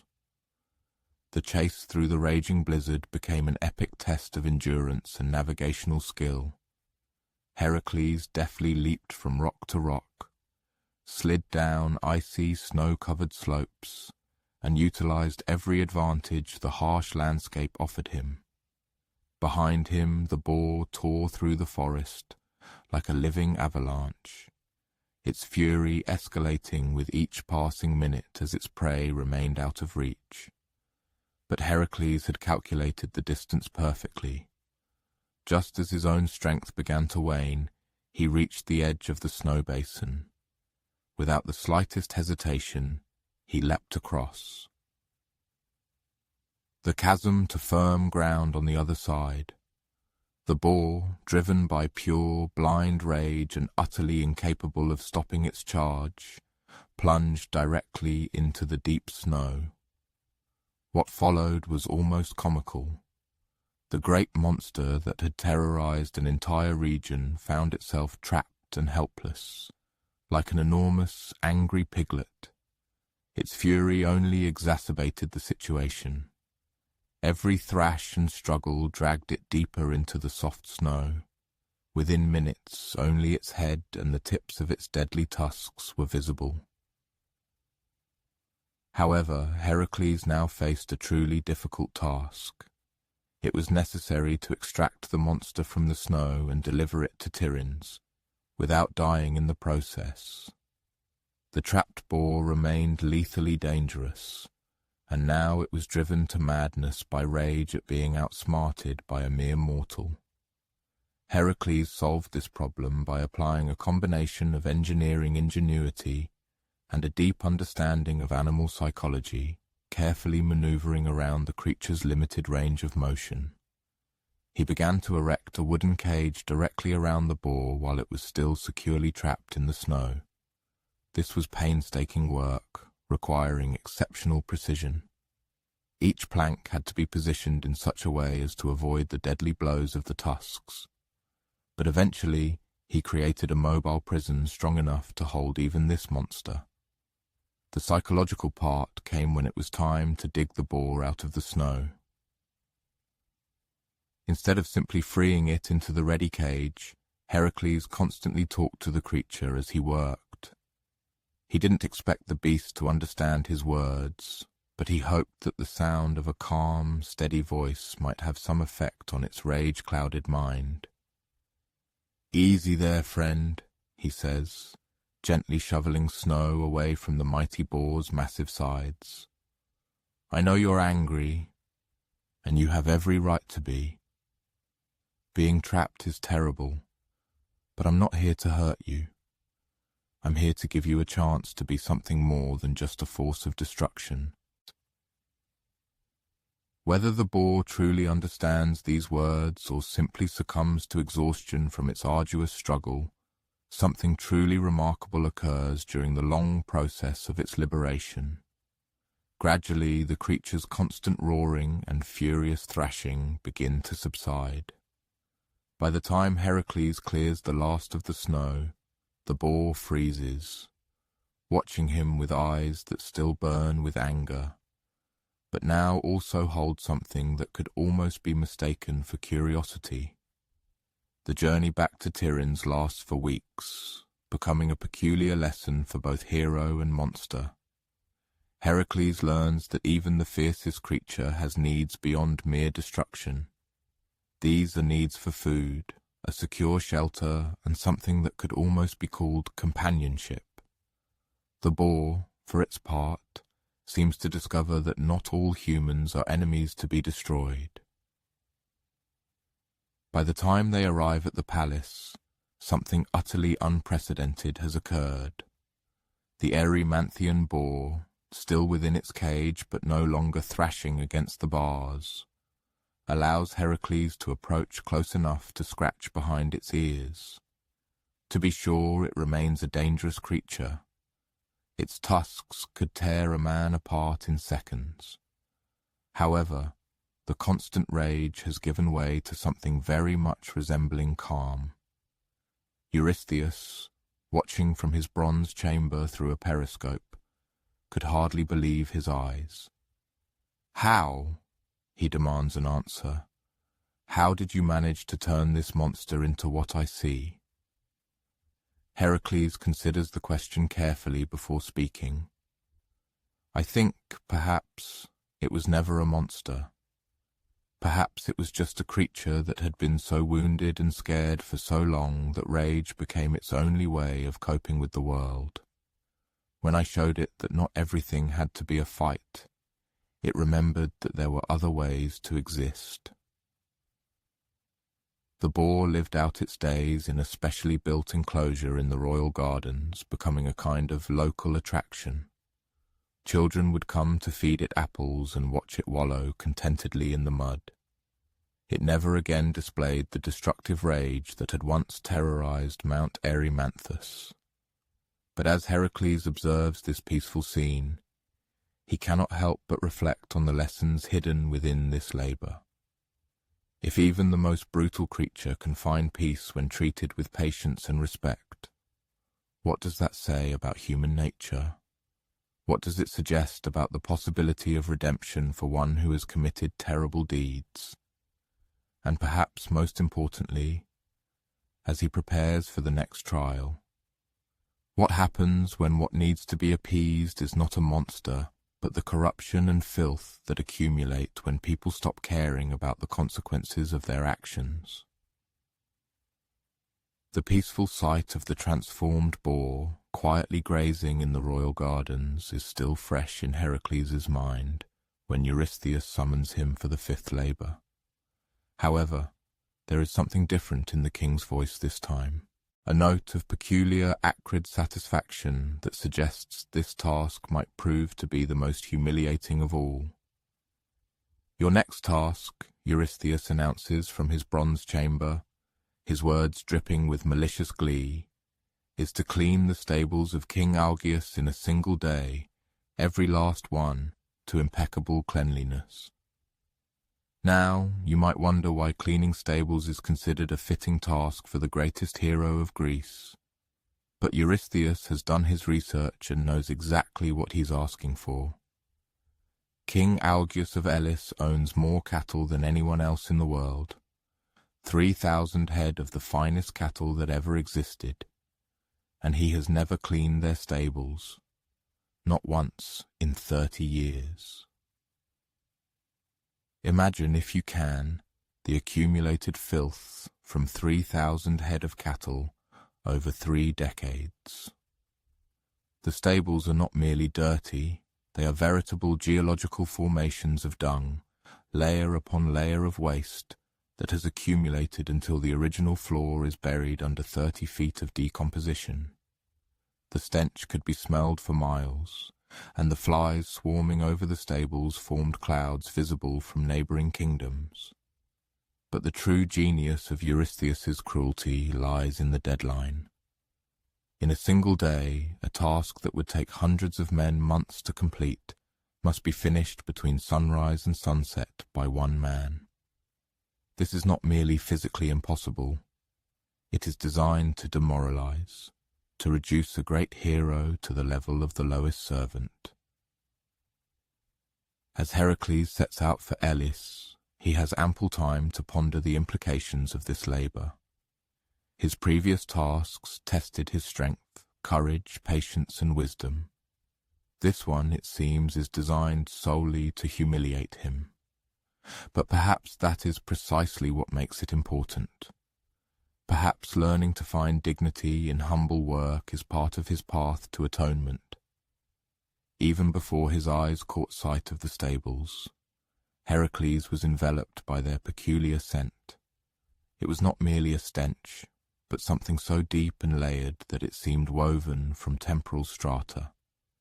It carried the sharp, acrid smell of fresh excrement, mixed with the earthy heaviness of a decade's decay, and beneath it all lay something so fundamentally rotten that his eyes began to water and his stomach involuntarily churned. When Heracles finally reached the palace of King Augeas, he found a ruler who seemed genuinely embarrassed by his famous neglect. Augeas was in many ways a decent man, generous to his guests, just to his subjects, and renowned for the quality of his cattle. Yet, for some unknown reason, the task of cleaning the stables was invariably postponed, and this tomorrow had stretched into a full 30 years. "I understand how it looks," Augeas said, avoiding Heracles' direct gaze as they both surveyed the monumental mess. "I'm always meaning to hire people to clear it up, but the job has become so colossal that I simply don't know where to begin. And the expense. Can you imagine how much it would cost to hire enough laborers to clean all of this?" Heracles attempted to walk through the stables, but it proved a difficult task. In most places, the layers of accumulated waste reached almost to the roof, leaving only narrow, winding passages between towering walls of hardened filth. The cattle themselves seemed to have adapted to these conditions, preferring to spend most of their time outdoors and only entering the stables in the worst weather. The animals appeared healthy enough, but their daily excretions only exacerbated the ever-growing problem. Standing amidst this grand monument to procrastination, Heracles faced a true crisis of approach. His usual methods, brute force, unwavering determination, direct action, would be utterly useless here. Even if he worked without rest from dawn to dusk, he could not manually clear a tenth of this colossal mess. This labor demanded something entirely different: innovative thinking. Heracles spent the rest of the day leisurely walking the surrounding lands around the stables, studying the geography with the eye of an engineer, not a warrior. He noticed that two full-flowing rivers, the Alpheus and the Peneus, ran at a relatively short distance from the stables. Even more importantly, he realized that with some clever earthworks their courses could be temporarily diverted to flow directly through the neglected structures. That evening, Heracles presented his audacious plan to King Augeas. "I can clean your stables in just one day," he confidently declared, "but I will need help with the preparatory work. Give me 50 of your men for the night, and by tomorrow evening your stables will be impeccably clean." Augeas, worn down by decades of shame and hopelessness, immediately agreed. "If you can truly perform this miracle," he said, "I will give you a tenth of my cattle as payment, 300 of the finest animals in all of Greece." Heracles accepted the offer, though. He knew perfectly well that he couldn't actually keep this reward. Labors, in his understanding, were meant to be atonement, not a source of profit. Nevertheless, this promise provided additional motivation to secure the necessary assistance. All night, Heracles and the 50 workers toiled with such focus and intensity that it amazed even these men, accustomed to hard physical labor. They were not merely moving earth, they were effectively reshaping the landscape itself, creating deep channels that would redirect the waters of two major rivers to a single common purpose. The work was exhausting, but there was something deeply satisfying about it.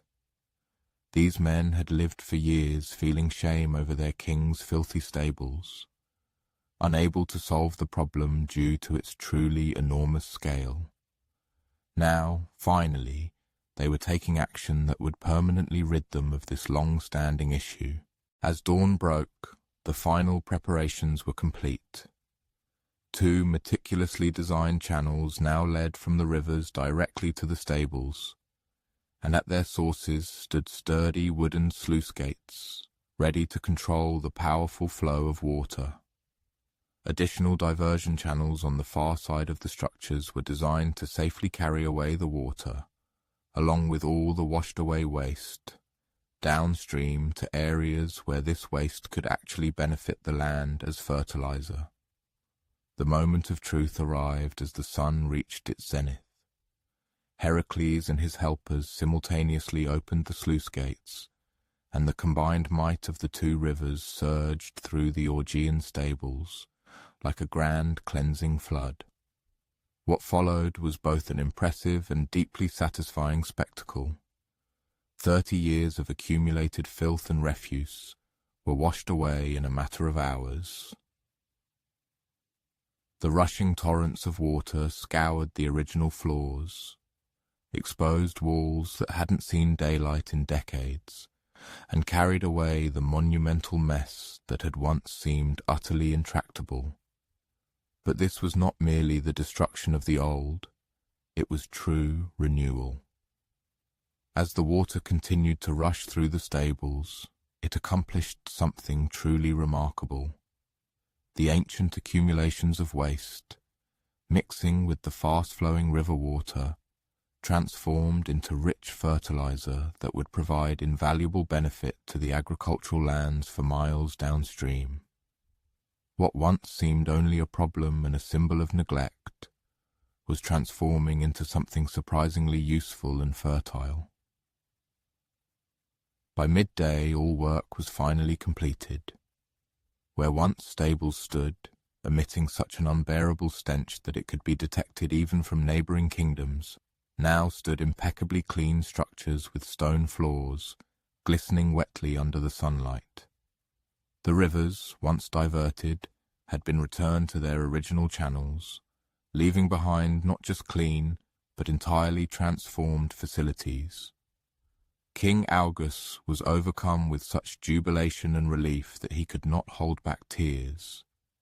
30 years, he repeated. A full 30 years I lived with this disgrace, and you managed to eliminate it in a single day.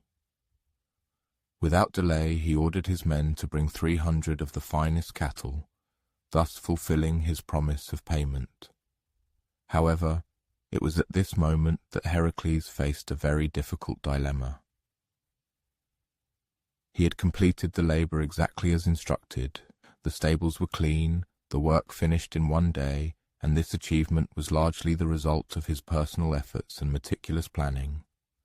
But at the same time, he had made an agreement with Augeas that promised him personal profit, which, it seemed to him, contradicted the true meaning of the redemptive purpose his labors represented. After long and deep deliberation, Heracles came to a conclusion that astonished everyone, including himself. He accepted the cattle, but immediately distributed them.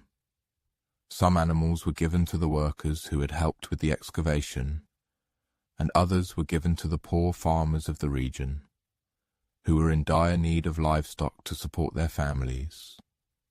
He kept absolutely nothing for himself. When news of this reached Eurystheus, the king's reaction was swift and predictable. "This labor does not count," he proclaimed. "Heracles was paid for the work, which makes it a commercial." Transaction, not an atonement. Moreover, he used the rivers for most of the actual cleaning, which means he did not perform the task solely by his own efforts. This was a harsh and uncompromising decision, weighed down by its technical precision. But as Heracles prepared to leave Elis, King Augeas pulled him aside for a private conversation. "I don't care what your cousin says," Augeas said softly. "What you accomplished here was not just cleaning stables. You showed me that no problem is too big to solve if one is willing to approach tasks with creativity and work with full dedication. You restored my sense of dignity and transformed a source of shame into something valuable. These are the deeds of a true hero." Leaving the shining stables, Heracles pondered what he had learned from this unusual deed. Sometimes the most important work is not spectacular or noticeable at all. Sometimes heroism means finding innovative approaches to problems that everyone else deems insoluble. And sometimes the greatest triumph is not in the achievement itself, but in the sense of dignity one maintains while doing the necessary work. But as he returned to Tiryns, he was filled with anxiety about what new form of trial awaited him. If Eurystheus was becoming ever more sophisticated in his ruthlessness, annulling completed labours for technical reasons, what impossible trial would test not only his physical and mental capabilities, but his very understanding of what it means to serve others? The annulment of the stable cleaning labour stung Heracles more than he expected. As he approached Eurystheus's palace for the 6th time, there was a new, unaccustomed weariness in his step. He was beginning to understand that no matter how perfectly he performed these tasks, his cousin would still find ways to prolong his torment. But perhaps that was the point. Perhaps true atonement cannot be judged by completed labours alone, but only by the unwavering resolve to continue one's service despite injustice. From his bronze prison, Eurystheus's voice carried a note of hidden but palpable exultation. He had been planning this next trial for months, consulting with Hera herself to ensure it would test Heracles in ways previous labours had not. "Your 6th labour," the king announced, "is to drive away the Stymphalian birds from the swamps around Lake Stymphalus. These creatures have terrorized the entire region for years, making it impossible for anyone to live peacefully there." Now, you might think that birds don't seem particularly formidable, especially after battling monsters like the Hydra and capturing beasts like the airy Manthian boar, but the Stymphalian birds were. No ordinary creatures. They were the size of mighty cranes, but possessed feathers of metal, sharp as sword blades, bronze beaks capable of piercing the strongest armour, and a fondness for human flesh that solidified their reputation as the most terrifying predators in all of Arcadia. These feathered predators hunted in impressive flocks, numbering in the hundreds, and when they soared upwards, they could darken the sky. Their metallic feathers, sharp as arrows, could be launched with astonishing force, raining down a deadly hail from above on anyone who dared to invade their domain. Most horrifying of all, these creatures possessed enough intelligence to develop and employ strategies, working together to corner prey and using their overwhelming numbers to overpower even well-equipped groups of hunters. Heracles' journey to Lake Stymphalus led him through increasingly desolate rural landscapes. Villages that once thrived in the region now stood abandoned, their inhabitants having fled in panic to safer havens. Farms lay empty, and once cultivated fields gradually reverted to wild, untamed growth. Even the roads bore witness to a complete lack of use, as travellers had long since learned to entirely avoid this ominous area. As Heracles approached the water's edge, the evidence of these birds' presence became not just obvious, but absolutely undeniable. Tree trunks stood bare not due to the changing seasons, but from the constant impact of sharp, metallic claws, leaving deep scratches. The ground was liberally strewn with bones, both animal and human, whose remains had been picked clean by bronze beaks. Most alarming of all were the metallic feathers, which, like deadly darts, were embedded in tree trunks and scattered across the landscape, gleaming in the sunlight like an endless field of razor-sharp blades. The lake itself, under different circumstances, might have been an embodiment of picturesque beauty. Fed by crystal-clear mountain streams, it was a flawless circle of transparent water, surrounded by extensive swamps that by all laws of nature should have teemed with diverse wildlife.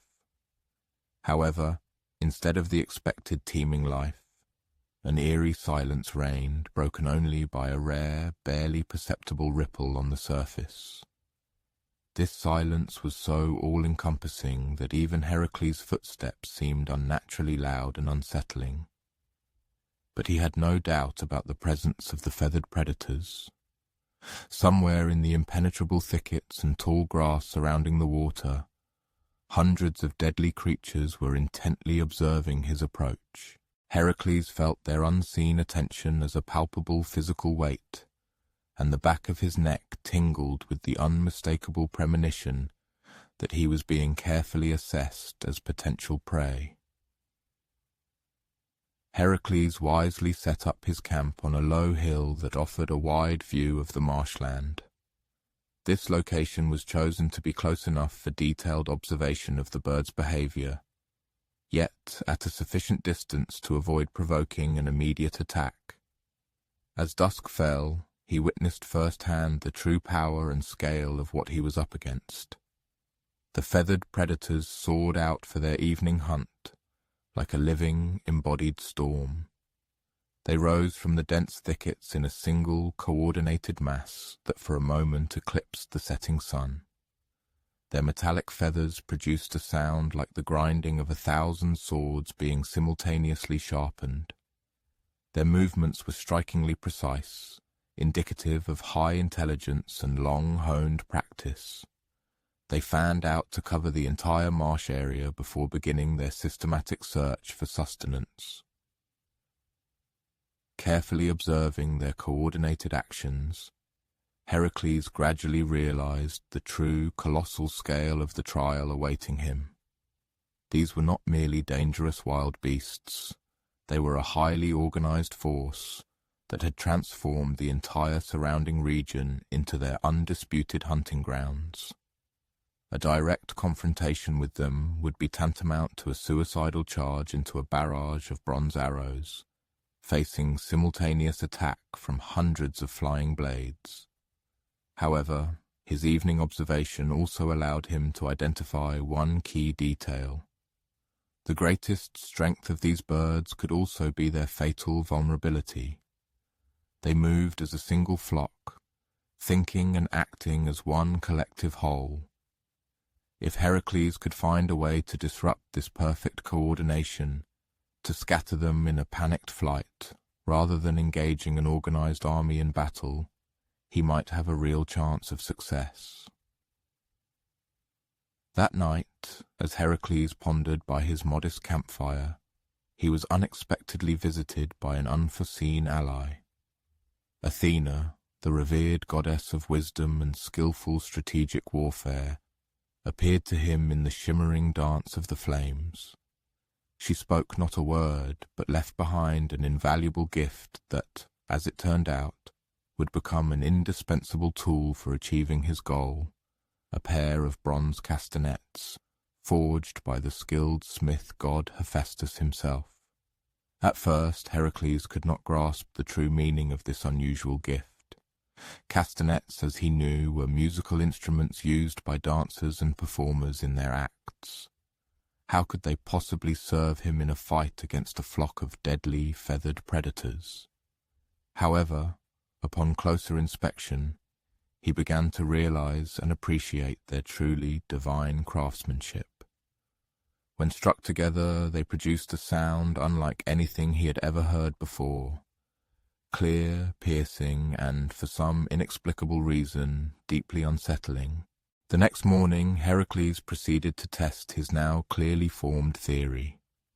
Standing at the very edge of the marshland, he struck the castanets together with the greatest possible force. The sound that erupted was truly extraordinary. It was not merely deafening, but somehow fundamentally wrong, like the piercing shriek of a creature whose very existence defied all laws of nature. The echo of this sound reverberated across the water's surface and through the dense reeds with such incredible intensity that it seemed to shake the very air around them. The effect on the feathered predators was instantaneous and truly devastating. They burst from their hidden refuges in a state of utter, unbridled panic. Their usual honed coordination was completely shattered by this alien and terrifying sound. Instead of forming their usual orderly hunting formations, they scattered in all directions, colliding chaotically with each other and filling the air with a cacophony of confused, frightened cries. However, the astute Heracles realized that what had been achieved was only the first step.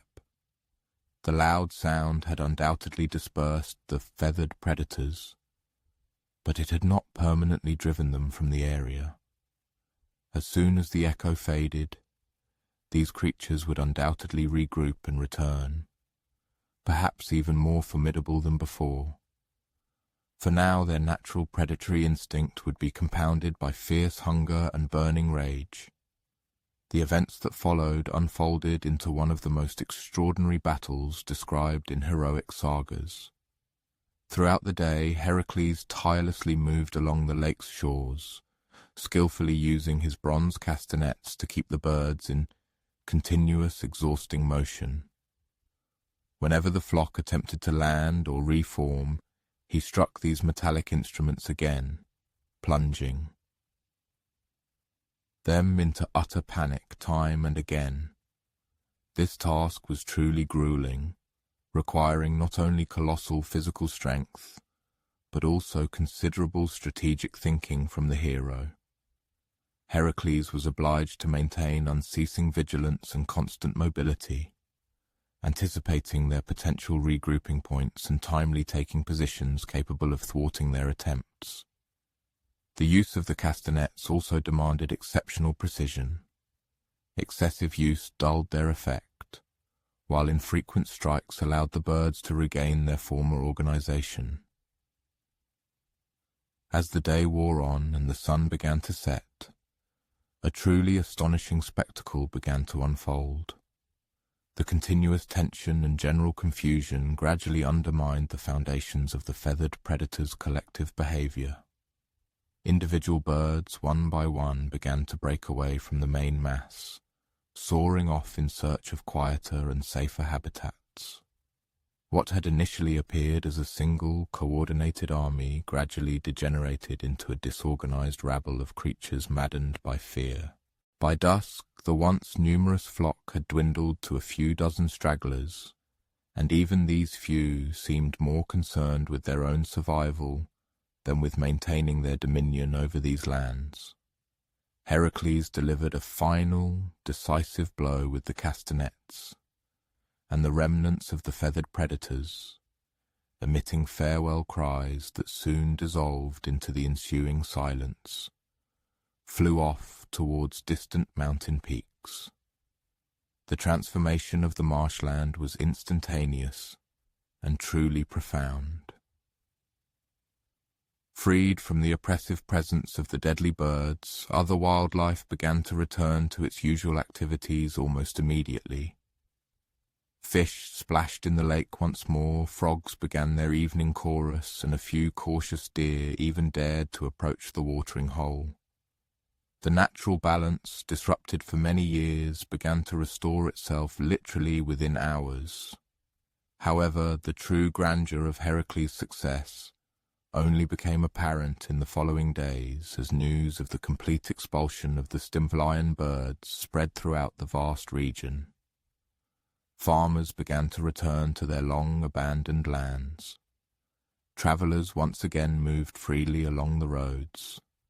Children who had never before seen the lake without apprehension, for the first time in their lives dared to swim in its crystal-clear waters. When Heracles returned to Tiryns, he brought with him several metallic feathers, shed by the birds in their chaotic flight. These feathers served not only as undeniable proof of his triumph, but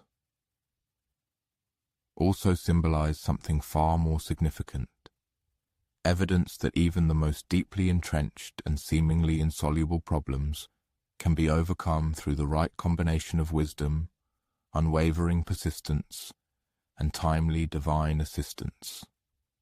This time King Eurystheus, despite all his nitpicking, could find no fault whatsoever in the brilliantly executed labor. The birds were gone, the region was safe once more, and the task was accomplished solely through Heracles' own efforts and extraordinary ingenuity. The monarch reluctantly accepted the presented evidence but could not deny the obvious fact. The sixth labour was successfully completed. However, as Heracles prepared to leave the royal halls, something very disturbing caught his attention. Eurystheus's frustration, caused by his inability to find any fault in this labour, quickly gave way to a cold and unwavering determination. The monarch studied ancient scrolls and maps with such fierce concentration that it inevitably suggested the next trial would undoubtedly be far more dangerous than all the previous ones. Standing deep within the palace and listening to the muffled whispers exchanged between Eurystheus and his close advisers, Heracles clearly understood.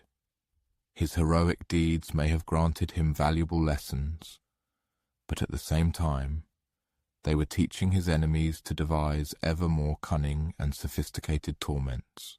The question that relentlessly pursued him as he moved away from the palace sounded ominous. What would happen when wisdom and courage alone proved insufficient? What trial would be capable of testing not only his physical and mental abilities but also his very conception of the limits of what is possible? The triumph over the Stymphalian birds had given Heracles a new measure of confidence that he had not felt since the beginning of his arduous labours. He had mastered the art of combining brute force with subtle strategy, learned to gratefully accept divine support, and found solutions that not only destroy, but also restore harmony. However, when he again stood before Eurystheus's bronze chamber, he sensed that this hard-won wisdom was about to be put to the test by utterly unpredictable methods. Eurystheus proclaimed the seventh labour, and in his voice there was barely restrained malice, foreshadowing new trials. He sent Heracles on a distant journey, beyond Greece, to the island of Crete. There the hero was to capture a ferocious bull that terrorized King Minos and his people, and deliver it alive and unharmed. At first glance, this task might seem simple, similar to previous missions of capturing the boar or the hind. However, Eurystheus was well aware of the complexity of his request, and the slight smile in his voice hinted at impending complications that would only become apparent when Heracles was fully prepared for the attempt. The Cretan bull was no ordinary animal. It was the magnificent creature that Poseidon, god of the seas, had sent from the depths of the ocean as a sign of his divine favour to King Minos many years ago. Snow white, like the foam of sea waves, and indescribably beautiful, it was intended for sacrifice in honour of the formidable god. But Minos, captivated by its unearthly beauty, disobeyed divine will, keeping the bull for himself and sacrificing another, lesser animal. Poseidon's wrath for this perfidious act transformed the bull from a creature of divine beauty into something far more dangerous. While retaining its majestic appearance, the bull now possessed strength capable of crushing buildings, speed surpassing racehorses, and a temperament so unpredictable that it attacked without warning or apparent reason. The journey to Crete gave Heracles invaluable time to reflect on the broader implications of this labour. For the first time, his path lay beyond mainland Greece, away from familiar lands and customary support systems. If something went wrong, if he was injured or needed help, he would be entirely dependent on strangers in a foreign land. However, the sea voyage also offered him something he hadn't experienced in months: welcome solitude and peace. Standing at the ship's rail, watching playful dolphins glide in the wake, Heracles found that he could clearly contemplate his heroic journey. Each labour, he realized, had taught him a new lesson, and gradually a distinct pattern emerged. He understood that heroism was not just brute force or fearless courage. It was, above all, understanding. Understanding the nature of the problems he faced, the needs of the people he served, and the complex web of motives driving both gods and mortals. This growing wisdom was perhaps the most valuable acquisition he had gained throughout all his trials. When Crete finally appeared on the horizon, it was exactly as countless tales had described it. The island rose from the sea like a precious jewel, with whitewashed buildings cascading down hillsides to harbours filled with ships from all over the known world. It was a thriving hub of a maritime empire, a place where cultures mixed and innovations flourished. But even from the harbour, ominous signs of the bull's rampage were visible. Part of the outer city wall had been destroyed, leaving a huge breach temporarily closed with wooden barriers. Several buildings bore clear damage that could only have been inflicted by the impact of something massive and unstoppable. Most tellingly of all, the streets, which should normally have been bustling with commerce, were now almost empty, as if the entire population was hiding indoors. King Minos received Heracles in a throne room that eloquently testified to his wealth and power. However, the king himself displayed deep tension from the intractable problem. Dark circles under his eyes betrayed sleepless nights, and his hands trembled slightly as he described the situation. "The bull appears without warning," Minos explained, his voice strained with deep frustration. "Sometimes it is docile for several days, peacefully grazing in our fields. But then suddenly it transforms into a force of pure destruction. It has destroyed 3 barns, brought down the main bridge leading to the city, and killed 7 of our best warriors who dared to try and subdue it." As Minos continued his account, it became perfectly clear that the bull's unpredictability was its most dangerous characteristic. Unlike other creatures Heracles had faced, this one could not be tracked or predicted. It could spend a week behaving like an ordinary animal, and then suddenly rampage through populated areas with devastating force. Heracles spent several days observing the bull from a safe distance, trying to understand the nature of its behavior. What he discovered was deeply unsettling. There was no pattern. The creature seemed to switch between peaceful grazing and destructive rage, based on internal triggers that no external observer could predict or influence. However, on the 4th day of his meticulous observations, Heracles witnessed an event that fundamentally altered his perception of the entire situation. He saw the bull peacefully grazing in a green meadow. At that moment, a group of children, disregarding their parents' strict warnings, dared to approach closer, wanting to see the legendary creature. Surprisingly, instead of showing aggression, the bull allowed them to approach. It even seemed to enjoy their attention, bowing its colossal head so the little ones could stroke its soft white muzzle. For almost an hour, this scene remained a picture of complete tranquility. The children played carefree with an animal that was rightfully considered perhaps the most dangerous creature in the entire Mediterranean. Then, completely without visible reason, something in the bull's behavior changed abruptly. Its eyes, previously calm and intelligent, suddenly flared with furious rage. The children, instantly sensing this transformation, scattered in terror, while the bull began to smash everything within its reach. Mighty trees, massive stones, and even the sturdy stone wall that marked the edge of the meadow. Observing this astonishing transformation, Heracles gradually began to grasp the true nature of what he was up against. This was not just a malevolent animal. It was a creature torn by an internal conflict between its inherent divine nature and the harmful influence imposed by Poseidon's curse.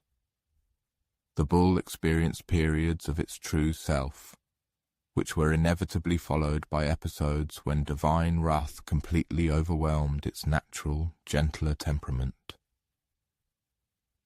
This sudden insight offered Heracles a strategy radically different from a direct power confrontation. Instead of trying to overcome the bull during its rampaging phases, the hero decided to approach it during one of its peaceful periods and attempt to maintain that state through extremely careful and delicate handling. Such an opportunity presented itself 3 days later. The bull was grazing alone in a remote, secluded valley, far from any settlements that might suffer if something went wrong. Heracles approached slowly and openly, making no attempt to hide or resort to deception. He wanted the bull to see him coming and decide for itself how to react to his presence. The enormous animal raised its head and watched Heracles approach, with an expression that resembled curiosity more than hostility. When the hero stopped 6 meters away and sat on a comfortable boulder, the bull actually came closer, as if seeking company. What followed was one of the most unusual hours in all of heroic literature. Heracles and the Cretan bull simply spent time together, with no other purpose than mutual interaction. The hero quietly recounted his many journeys, his great deeds, and his innermost hopes for possible atonement. The bull listened with all signs of understanding, occasionally emitting soft sounds that could well have been attempts at communication. It was during this astonishing, peaceful interlude that Heracles made his decisive move, not resorting to ropes or brute force, but with a simple, sincere request. "Friend," he addressed the bull, "I need to take you on a journey, not to harm you, but to help both you and the people of this island. Will you agree to come with me voluntarily?" The bull's reaction was truly extraordinary. It approached and gently laid its massive head on Heracles' chest, a gesture of absolute trust that brought tears to the hero's eyes. Without any further coercion, the enormous animal followed Heracles back to the harbour, walking as calmly and steadily as an ordinary domestic cow. Loading the bull onto the ship bound for mainland Greece turned into a true public celebration. The people of Crete, finally freed from years of fear, gathered to watch the peaceful departure of the creature that had terrorized them for so long.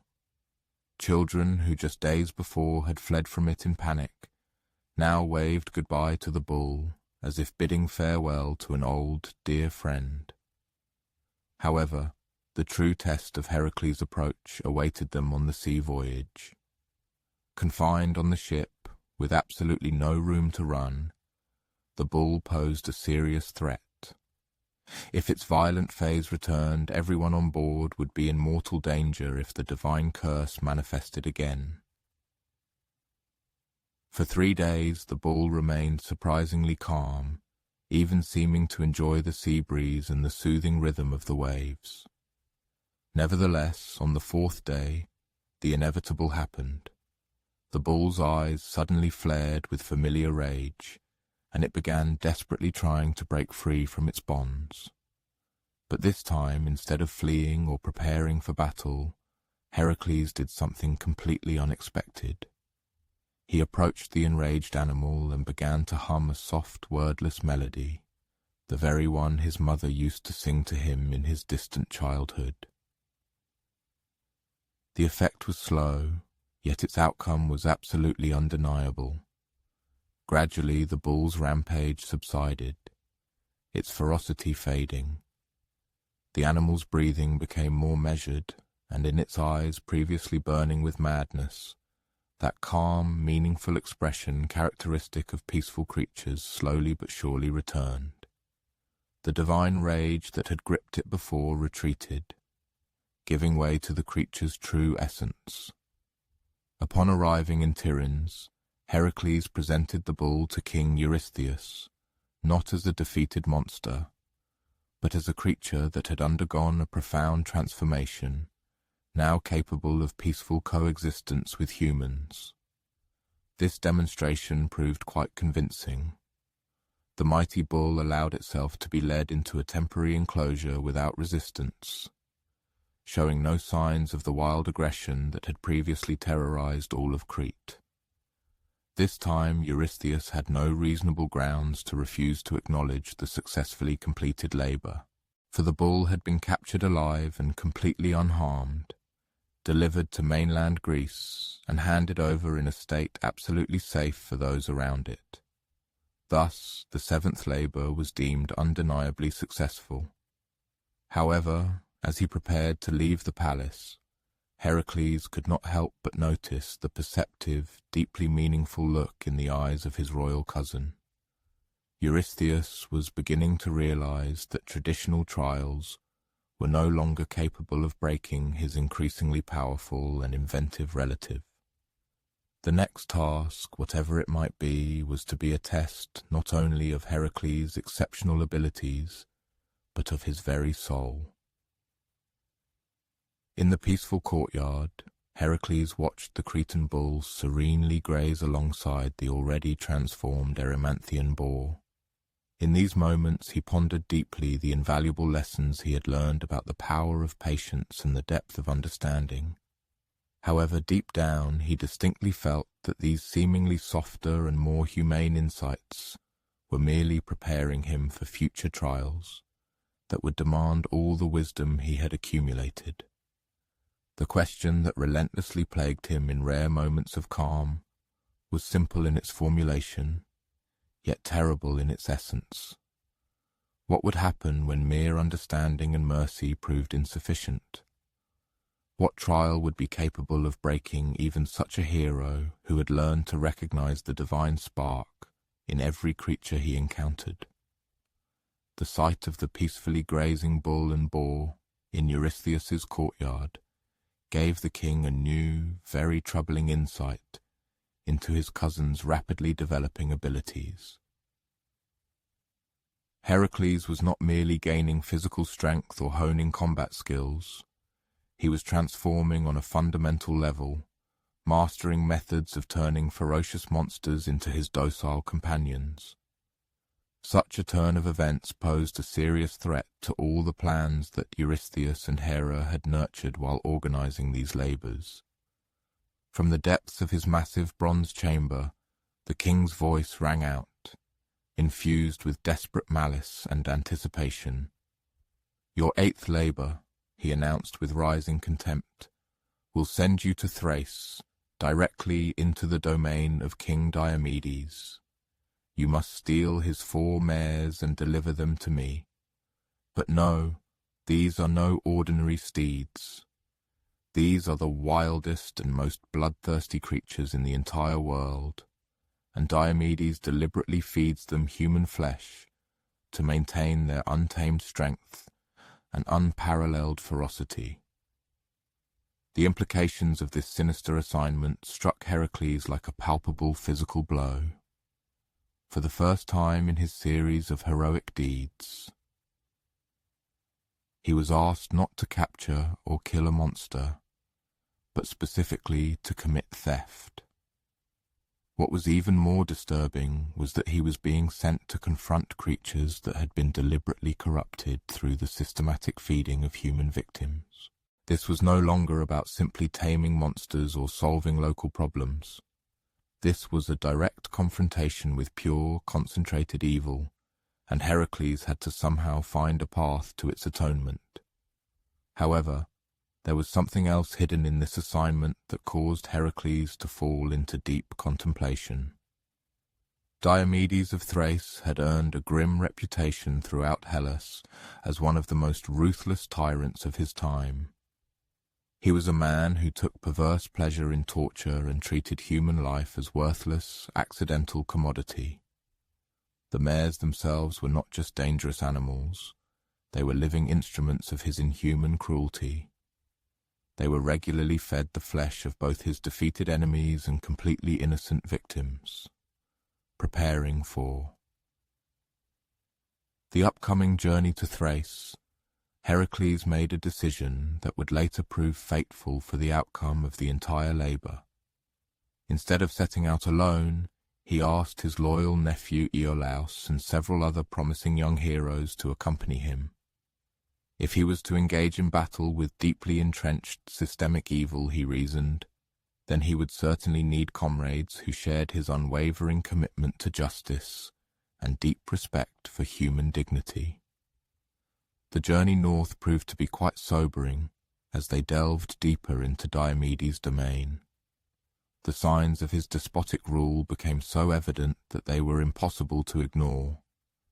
Villages, like military camps, were fortified and palisaded, their inhabitants peering out fearfully and warily from tightly barricaded doors. Roads were constantly patrolled by heavily armed warriors who cast glances full of undisguised suspicion at travelers.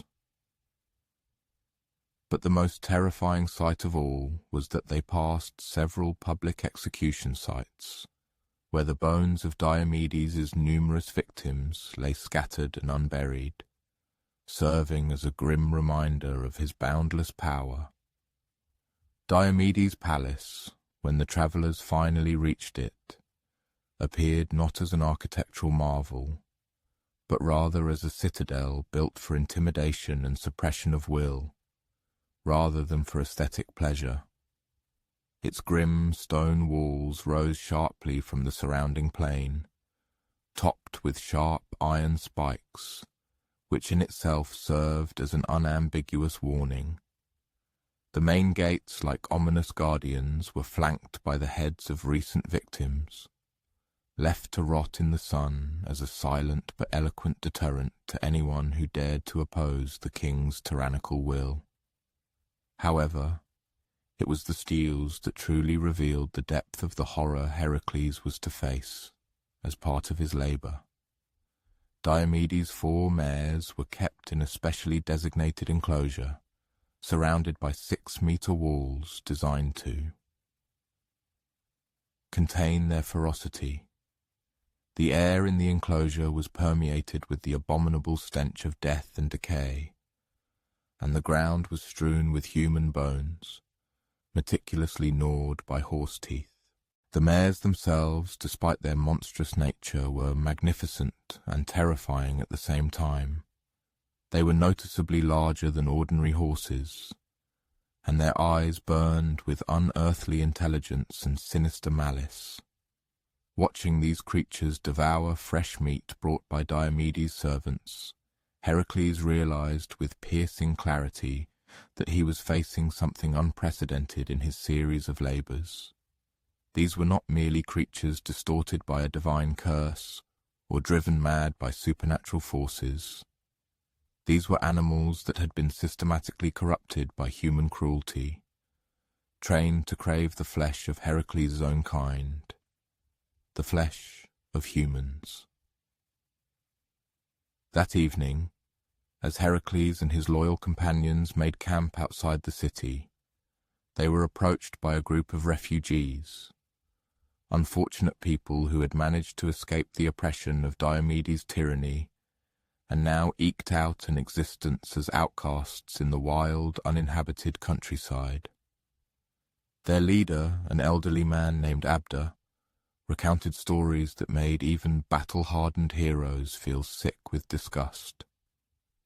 "He feeds them anyone who displeases him," Abder explained, his voice muffled as if weighed down by heavy memories of horrors. "This includes political prisoners, debtors unable to pay, and sometimes simply those who dared to look at him the wrong way. The mares have learned over time to associate human screams with feeding time. They become agitated when they hear the cries of people seized by fear. However, in addition to these heartbreaking tales, Abder also provided invaluable information about the mare's care and behavioral characteristics. He revealed that, despite all their corruption and acquired cruelty, they were still horses with their natural equine needs and habits. They had favorite foods besides human flesh, preferred resting places, and even individual personalities, which gave Heracles a glimmer of hope that redemption for these unfortunate creatures was still possible. The plan that gradually emerged during intense night discussions proved not only complex but also extremely dangerous. Instead of simply stealing the mares, the heroes decided to attempt to liberate the entire city from Diomedes' despotic rule. The tyrant's death would not only bring long-awaited freedom to his oppressed people, but also eliminate the very source of the mare's corruption. However, this meant that Heracles would be fighting not just monsters, but an entire system of organized evil deeply rooted in these lands. The attack began at dawn, with Heracles and his companions simultaneously attacking the palace and the stables. While the other heroes engaged Diomedes' guards in the main courtyard, Heracles alone entered the mare's enclosure, carrying not weapons but food, sweet apples and fresh grain, intended to awaken in the corrupted horses memories of their original, natural nature. The confrontation with the mares was unlike anything Heracles had ever experienced before. These creatures didn't just want to kill him, they craved to devour him. They charged with bared teeth, their eyes burning with cannibalistic hunger, full of rage. But Heracles did not resist. Instead, he deftly leaped aside and scattered grain and apples on the ground. The mares, expecting a feast of human flesh, were faced with an unexpected choice between their acquired, perverted craving and their deeply rooted natural instincts. For a moment, they paused in confusion, their nostrils flaring as they tried to process the unfamiliar yet so familiar scent of ordinary horse feed. One of them, perhaps less thoroughly corrupted than the others, cautiously approached the scattered apples. She sniffed them, then took a tentative bite. The sweetness seemed to awaken something in her that had slumbered for years. A distant memory of what horses should eat, of what they should be. But this fragile moment of progress was ruthlessly shattered by the sudden arrival of Diomedes himself. The tyrant, having broken through his enemy's defensive line, burst into the stable yard, enraged by the encroachment on his precious possessions. In his hand he held an iron-spiked whip, a tool he had used countless times to drive the mares into a frenzy during feeding. "You think you can steal from me?" Diomedes roared, raising the whip above his head. "I'll feed you to them piece by piece, and they'll thank me for the meal." The ensuing events unfolded rapidly and horrifyingly. Diomedes brought his whip down on Heracles, but the hero intercepted it with his bare hand. The iron spikes dug deep into his palm, yet he did not release his grip. Instead, he yanked the despot towards him, throwing him off balance and making him an easy target. The ensuing struggle was short-lived but decisive. Diomedes, for all his sophisticated cruelty, could not match the power and skill of Heracles. Within moments, the tyrant lay unconscious on the ground of his stable, surrounded by the mares he had used for years as living instruments of terror. However, it was what happened next that defined the true meaning of this great deed. The mares, seeing their tormentor helpless, approached with undisguised intent. They had been taught to perceive human weakness as an invitation to feast, and Diomedes had regularly provided them with countless victims. Heracles faced an agonizing moral choice. He could restrain the predatory mares, saving even this depraved man from the fate he had intended for so many others. Or he could allow the natural course of retribution to unfold, letting the tyrant experience precisely what he had inflicted on his victims. The decision, when it finally came, stemmed from Heracles' deep understanding of the essence of true heroism and the possibility of redemption. He positioned himself between the mares and the fallen despot, not to protect Diomedes, but to prevent the horses from further defiling their nature with human flesh. "No," he said resolutely to them, spreading his arms wide like a barrier. "You are horses, not monsters. You eat grass, grain, and apples, not human flesh. Remember who you truly are." This intervention proved effective partly due to Heracles' authoritative presence, and partly because the apples offered earlier had awakened their inherent, dormant instincts. They recoiled from the unconscious tyrant, though they continued to look at him with undisguised predatory hunger. With Diomedes defeated and his guards scattering in panic, the liberation of the city was swift. Refugees flocked from their hiding places to reclaim their homes.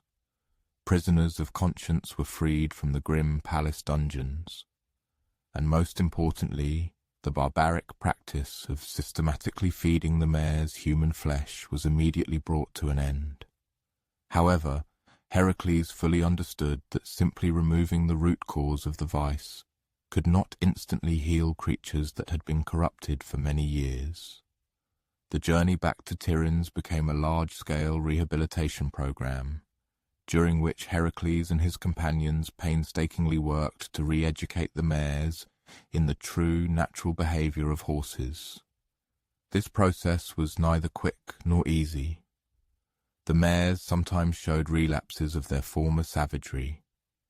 They still occasionally looked at humans with predatory hunger rather than trust, but gradually, through tireless kindness and a balanced diet, they began to remember their true nature. Young Abder, who had joined their party as a horse expert, played a crucial role in this rehabilitation.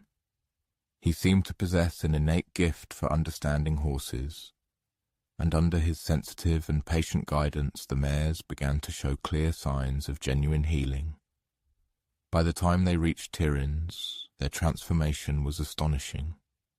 The mares still retained the physical characteristics of their former state.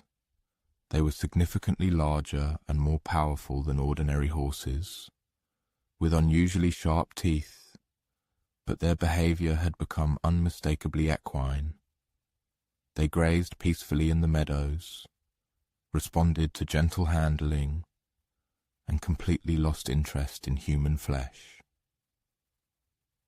Eurystheus, gazing from his bronze bedchamber as the 4 mares were calmly led into the royal stables, could hardly believe his eyes. "How?" he demanded with undisguised astonishment. "How did you manage to turn these carnivorous monsters into ordinary horses?" Heracles thoughtfully considered the question before giving his answer. "I think they were never truly monsters. They were merely creatures that had been taught monstrous behavior. When offered a different way of existing, they readily embraced it. Sometimes evil is not always inherent. Sometimes it is merely the result of terrible upbringing, which can be corrected through patience and sincere love." But even as he uttered these profound words, Heracles realized that his increasing ability to rehabilitate even the most corrupted creatures was causing his enemies growing despair. The shrewd look in Eurystheus's eyes portended that future labors would test not only his physical might or wisdom, but his unwavering faith that any creature is capable of redemption. Meanwhile, somewhere in the deep shadows, Hera continued to watch and plot her insidious plans, understanding that direct corruption might not be enough to break the spirit of this hero who managed to find glimpses of light even in the most utter darkness. What trial could shake one who had learned to discern the spark of the divine even in the most distorted creations? Gazing at Diomedes' former man-eating mares, now peacefully grazing side by side with other creatures he had transformed in the royal stables, Eurystheus sank into a new, even deeper disappointment. His cousin, it seemed, was not merely coping with inherently impossible tasks. He was radically changing the very essence of what was considered monstrous. If this continued, Heracles might well achieve the atonement he so desperately sought. And this, neither Eurystheus nor Hera, of course, could allow. This time, when the royal voice echoed from his secluded bronze cell, it carried notes of calculated, cold cruelty that made even battle-hardened guards feel uneasy. "Your 9th labor," the king announced, "will test how far your newfound wisdom extends to matters of diplomacy and honor. You must travel to the distant land of the Amazons and acquire the golden girdle of their queen, Hippolyta. This artifact is no mere adornment. It is a gift from the warlike god Ares himself, and the queen will not part with it willingly." The implications of this new assignment immediately became clear to Heracles. Unlike previous labors, where he had to deal with creatures that could be defeated in combat or negotiated with based on their primitive nature, this task potentially drew him into conflict with an entire civilization of warrior women who were known for their unparalleled skill, unyielding courage, and fierce independence. The Amazons were not monsters to be tamed, or abstract problems requiring solutions. They were people, possessing their own rich culture, unique values, and an undeniable right to their domain. However, there was another, far more troubling aspect of this trial that deeply concerned Heracles. Hippolyta's girdle was not just a beautiful ornament. It was a powerful symbol of her authority, consecrated by the god of war himself. To take it would mean to strip the queen of her crown, an act that would not only humiliate her before her own people, but could also destabilize their entire society. Preparing for this journey, Heracles made a decision that vividly demonstrated how much he had learned from his past labors. Instead of assembling a troop of warriors who might view the Amazons as enemies to be conquered, he carefully selected companions known for their outstanding diplomatic skills and genuine respect for other cultures. This was to be a mission based on negotiation and mutual understanding, not on conquest. The journey to the land of the Amazons led them across the vast waters of the Black Sea to shores that few Greek men had ever seen. As their ship approached the coast, evidence of a civilization unlike anything in their native Hellas came into view. The cities were built with both aesthetic beauty and defensive functionality in mind, demonstrating the influence of warrior architects who perfectly understood that strength and elegance could coexist in harmony. But it was the first encounter with the Amazons themselves that made the strongest impression on Heracles and his companions. A squadron of mounted warrior women intercepted their ship when it was still a mile from shore. These women moved with a precision and unwavering confidence that spoke of years of training and absolute trust in their abilities. Their leader, a tall woman with intricately braided hair and scars that told of countless battles, addressed them in accented but impeccable Greek. "I am Antiope, sister of Queen Hippolyta," she announced, her voice carrying the undeniable authority of one accustomed to unquestioning obedience. "Declare the purpose of your presence in our waters, Greeks. Are you here as merchants, diplomats, or enemies?"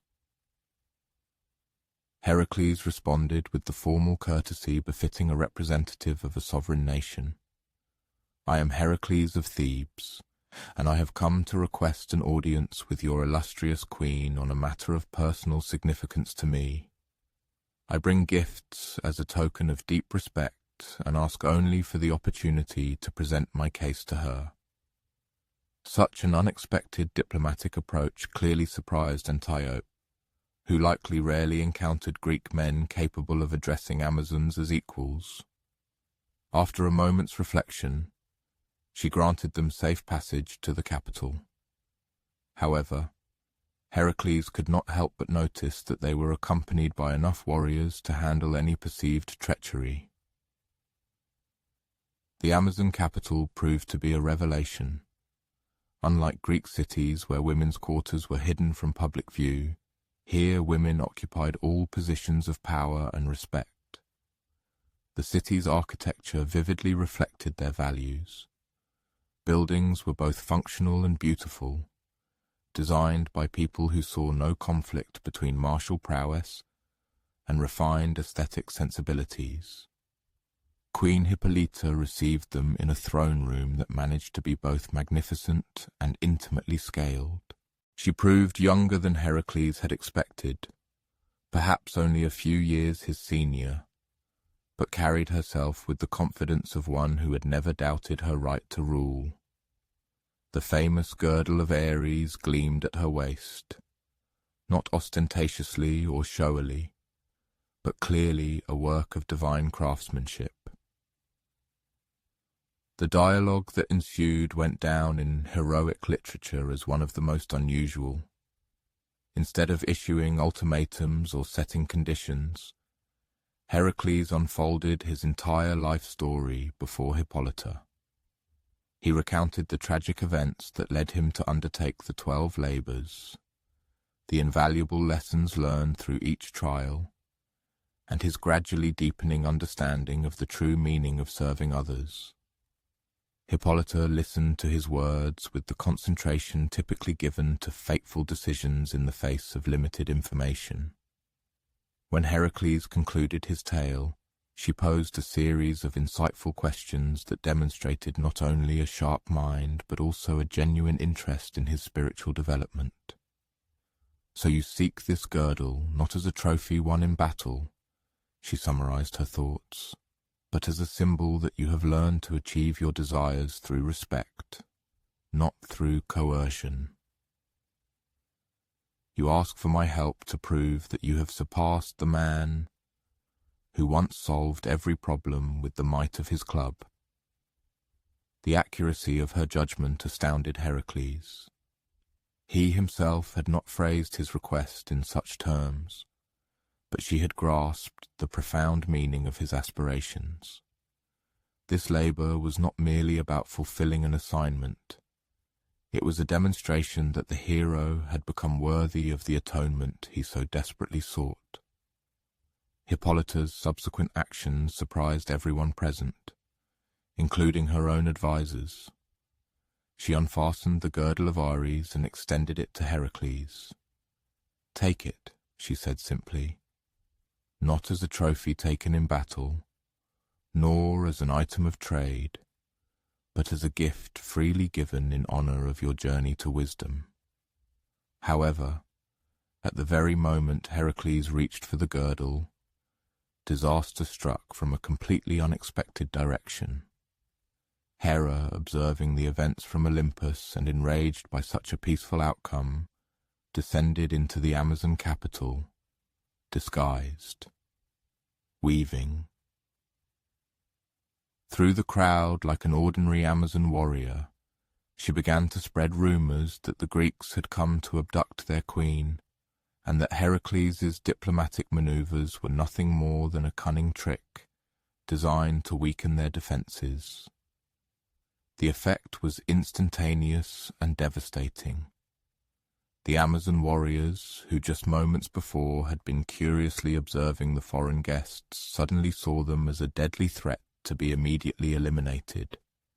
Weapons were drawn, war cries erupted, and peaceful negotiations rapidly devolved into chaotic combat.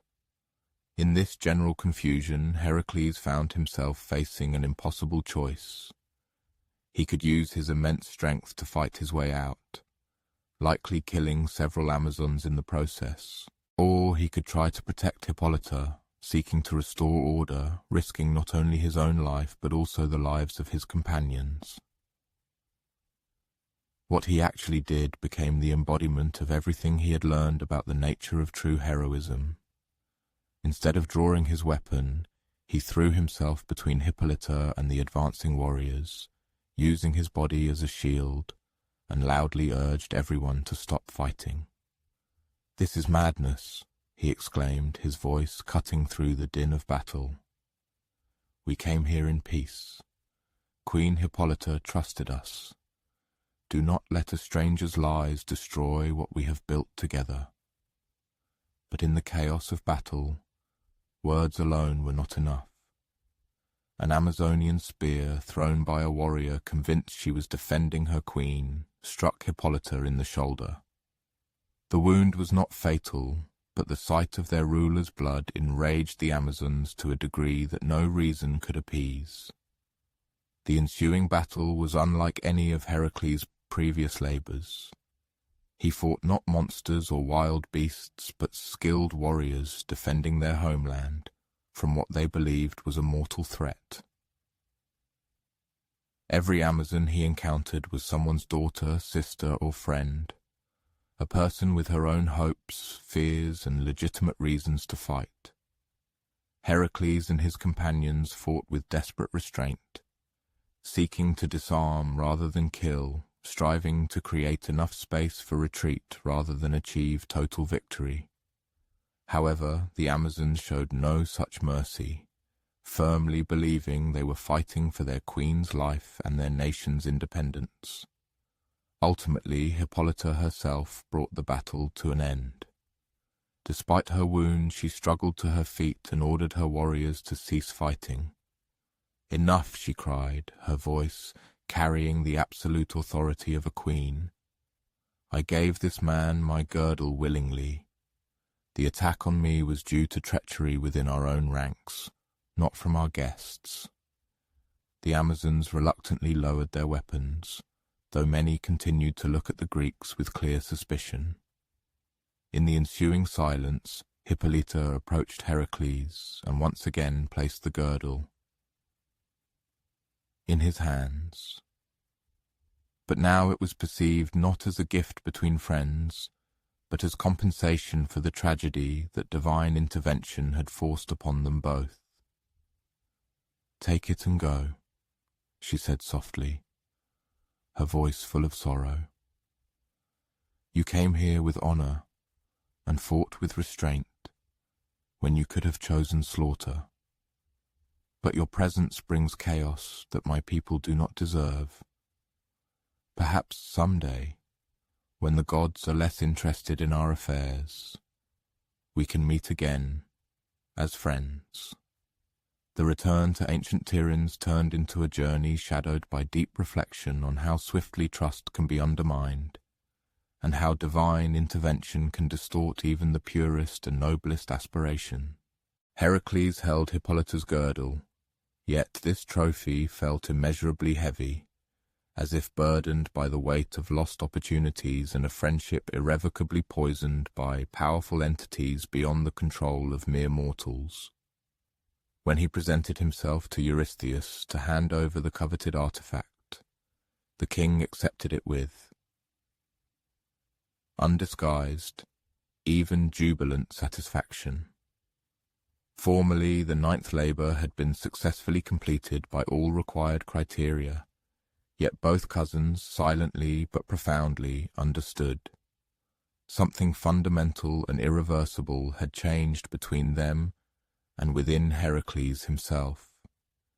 The ease and unwavering confidence that Heracles had gradually acquired through his recent triumphs were now severely shaken by the bitter realization that even his most sincere and good intentions could turn into a true catastrophe when the malevolent will of the gods intervened.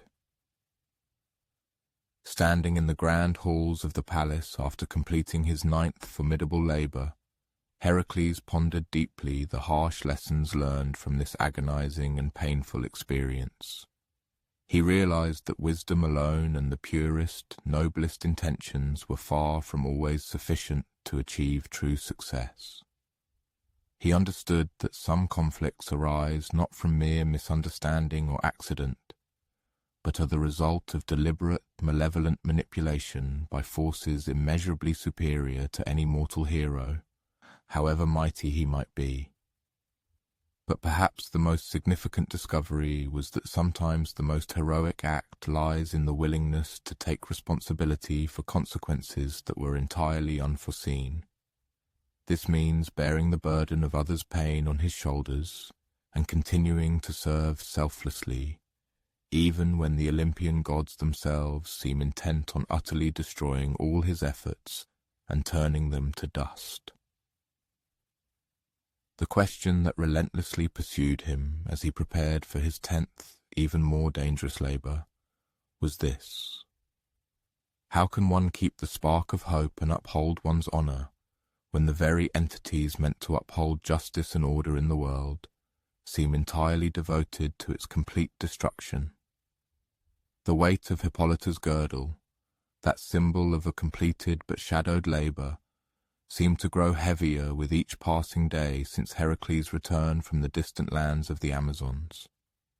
What by all accounts should have been a dazzling triumph now felt more like an unbearable burden, a constant reminder of how insidious divine intervention can cloud and pervert even the most elevated and noble aspirations.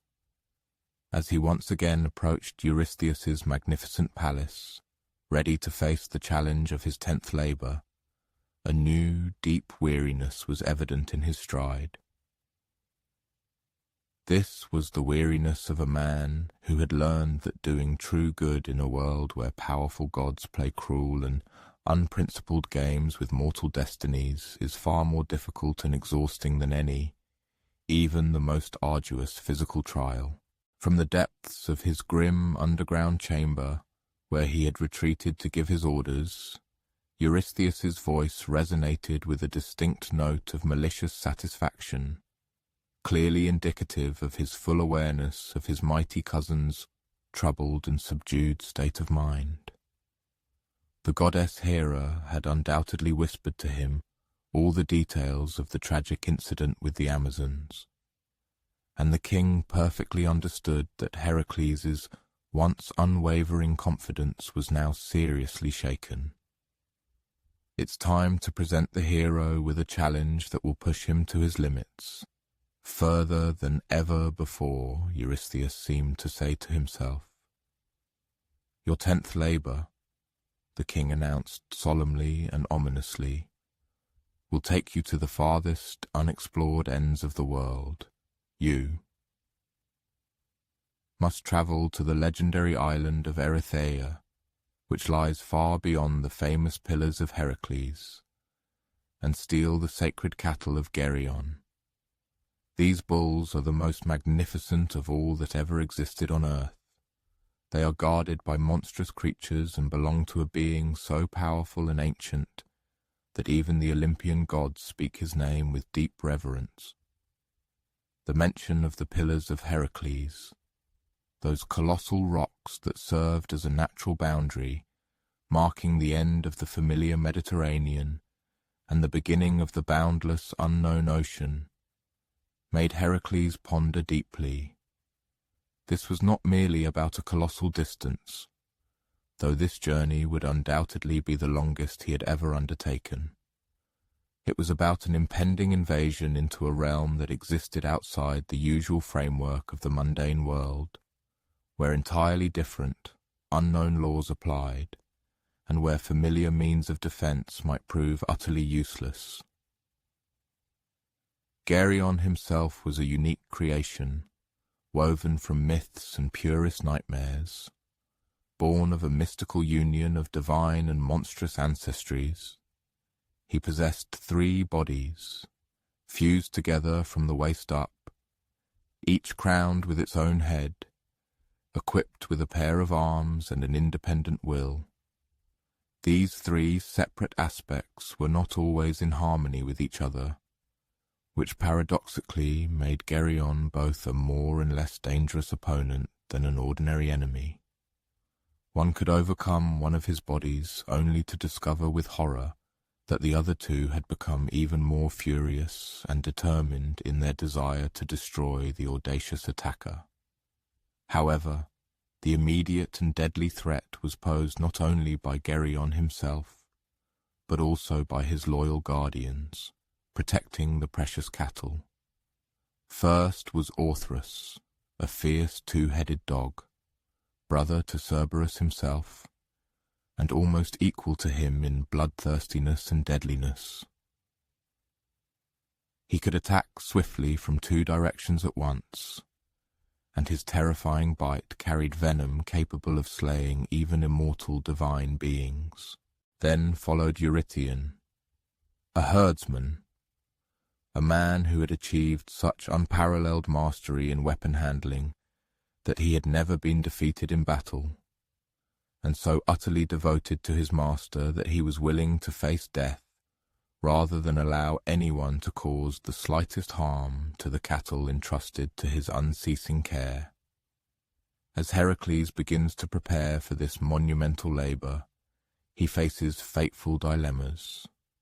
These decisions are meant not only to determine his tactics for the immediate task, but also to deepen his understanding of the true essence of heroism in a world where deities regularly interfere in the mortal affairs of men.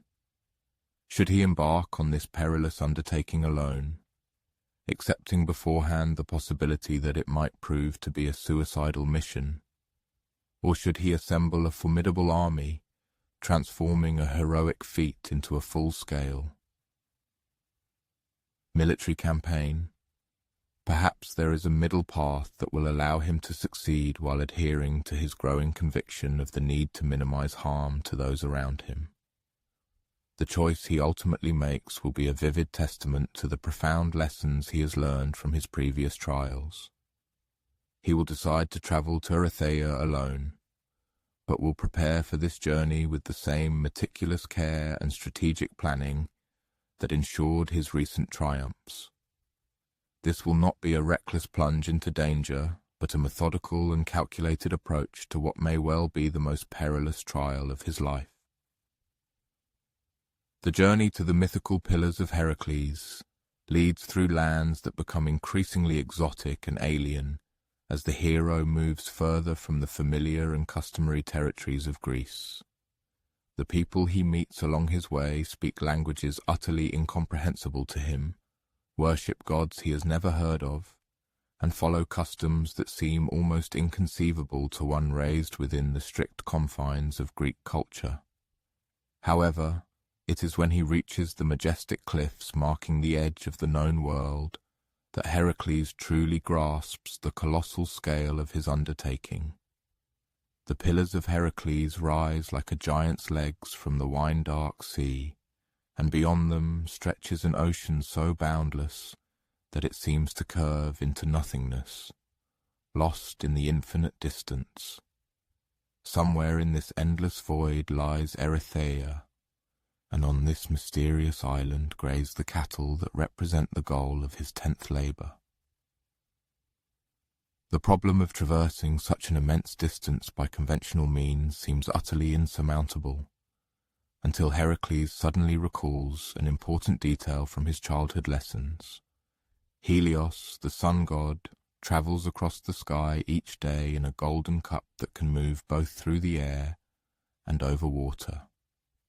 Every evening this cup carries the weary god along the edge of the world, so that he can begin his journey anew the next morning. The plan born from this memory is striking in its audacity and unprecedented nature. Heracles had already tried, and now he was firmly resolved to wait until Helios completed his daily celestial journey, then asked to borrow the sun god's cup for his own journey to Erythea. This is a request bordering on blasphemy, for mortals usually do not dare to make such demands of powerful deities. However, Heracles had learned an important lesson. Sometimes the impossible becomes possible if approached with proper reverence and a convincing argument of extreme necessity. The encounter with Helios takes place at sunset.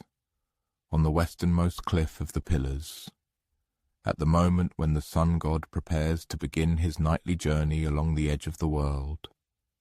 Heracles approaches him with formal courtesy befitting a divine being, but also with the confidence of one who has learned to treat gods as powerful allies, rather than as inaccessible and unquestionable authorities. "Lord Helios," he says, bowing deeply but without humiliation, "I come to you with a request that I know sounds audacious. I need to reach the island of Erythea to complete a labor laid upon me as atonement for past transgressions. Would you lend me your cup for this journey, knowing that I will return it unharmed and treat it with the respect due to divine property?" Helios, perhaps intrigued by the novelty of a mortal addressing him so directly and forthrightly, considers the proposition with the attention of one who has seen all that the world has to offer. "You ask much, son of Zeus," he says at last, his voice deep and measured. "My cup has never before carried a mortal across the waters at the edge of the world. But I have watched your labors with interest and approve of what you have learned of service and sacrifice. Very well. You may borrow my cup, but only for 3 days. If you do not return by then, you will be stranded in waters where no mortal was meant to sail." Helios's golden cup is a true marvel, defying all conventional notions of how boats should function. It responds to thought, not physical steering, moves by divine power, not wind or oar, and somehow protects its passenger from the crushing forces that should have destroyed any mortal daring to venture into the realm of the gods. The journey across the outer ocean is unlike anything Heracles has ever experienced before. Here, at the very edge of creation, ordinary rules seem temporarily suspended. Sea creatures the size of islands surface alongside the cup, showing not the slightest interest in this strange visitor to their domain. The water itself seems alive with currents of light and darkness that follow patterns no mortal mind could comprehend. It is at the moment when Erythea appears on the horizon that Heracles truly grasps the full scale of the impending trial. This island is not merely an ordinary piece of land. It represents a self-contained cosmos, possessing its own climate system, unique natural laws, and special connections to the divine forces that shape reality.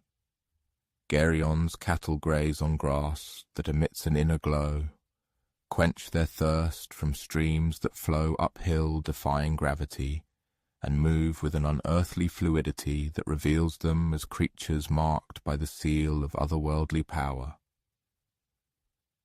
incomprehensible to the mortal world. The clash with Orthrus happens first, exactly as Heracles had anticipated.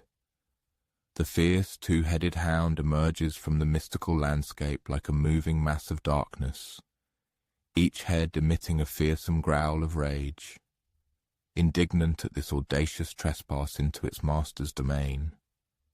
However, Heracles had already learned a valuable lesson from his encounter with the Lernaean Hydra, and firmly knows that multi-headed creatures require a different strategic approach than ordinary opponents. Instead of engaging each head simultaneously in a head-on confrontation, Heracles uses his lightning-fast reflexes and sharp mind to manipulate them in such a way that they concentrate on each other. By positioning himself so that each head is forced to attack through the other's line of sight, he turns the monster's formidable advantage into its fatal weakness. The dog falls into confusion, unable to decide which head should lead the attack, and in that moment of indecision, Heracles delivers his powerful blow with his club. Orthrus's defeat forces Eurytion to hastily retreat, and here Heracles faces a completely different kind of trial. The herdsman is not a bloodthirsty monster to be overcome, nor a wild creature requiring taming. He is a man simply performing his professional duty, protecting property rightfully belonging to his master. The ensuing battle unfolds between two experienced and skilled warriors, each unwavering in his understanding of duty. However, Heracles had learned a profound lesson from his encounter with the Amazons. Sometimes the most noble course of action also proves to be the most pragmatic. Instead of attempting to take Eurytion's life, he focuses on neutralizing the herdsman's weaponry and creating enough maneuvering space to complete his mission while avoiding unnecessary bloodshed. The battle with Geryon himself proves to be the most unusual engagement in Heracles' heroic career, fighting an enemy with 3 bodies requires continuous adaptation, as each of his bodily aspects brought unique strengths and tactical approaches to the fight. One body might skillfully wield weapons, another relied on overwhelming physical power, and a third might resort to cunning and deception.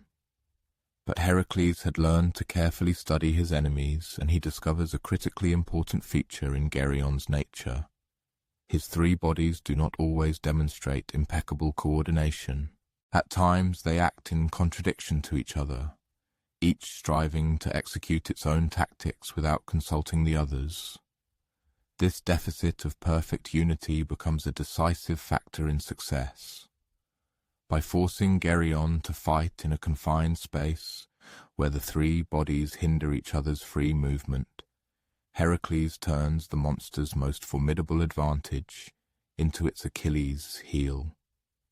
The battle ends not with a spectacular finishing blow, but with Geryon defeated by exhaustion and complete disorientation. His 3 aspects are utterly worn out and confused to continue fighting effectively. Gathering the cattle and the journey back to mainland Greece itself become a separate heroic saga. These are not ordinary fauna. These are creatures endowed with divine origin, requiring exceptional handling and meticulous care. The return journey driving a herd of these mystical animals across the entire continent, evading bandit ambushes and monster attacks that inevitably attract such valuable creatures, tests every skill Heracles has developed. But it was during this long journey home that Heracles made a profound insight that would influence all his subsequent heroic deeds. Geryon's cattle, despite their supernatural essence, are inherently peaceful creatures. They do not seek conflict or cause disturbance. They merely wish to graze freely and exist in harmony with their true nature. The aggression accompanying them stems not from their own temperament, but from the conflicts arising around the possession of such precious property. When Heracles finally presents himself to Eurystheus with the captured cattle, the ruler's reaction is immediate and highly telling. Instead of claiming these magnificent animals for himself, he orders them to be sacrificed to the goddess Hera, transforming an event that should rightfully have been a triumphant celebration of the successful completion of a labor into an act of ritual appeasement of a deity. The cattle which had peacefully followed Heracles were doomed on the altar, becoming a symbol not only of his labor but also of the whims of gods and men.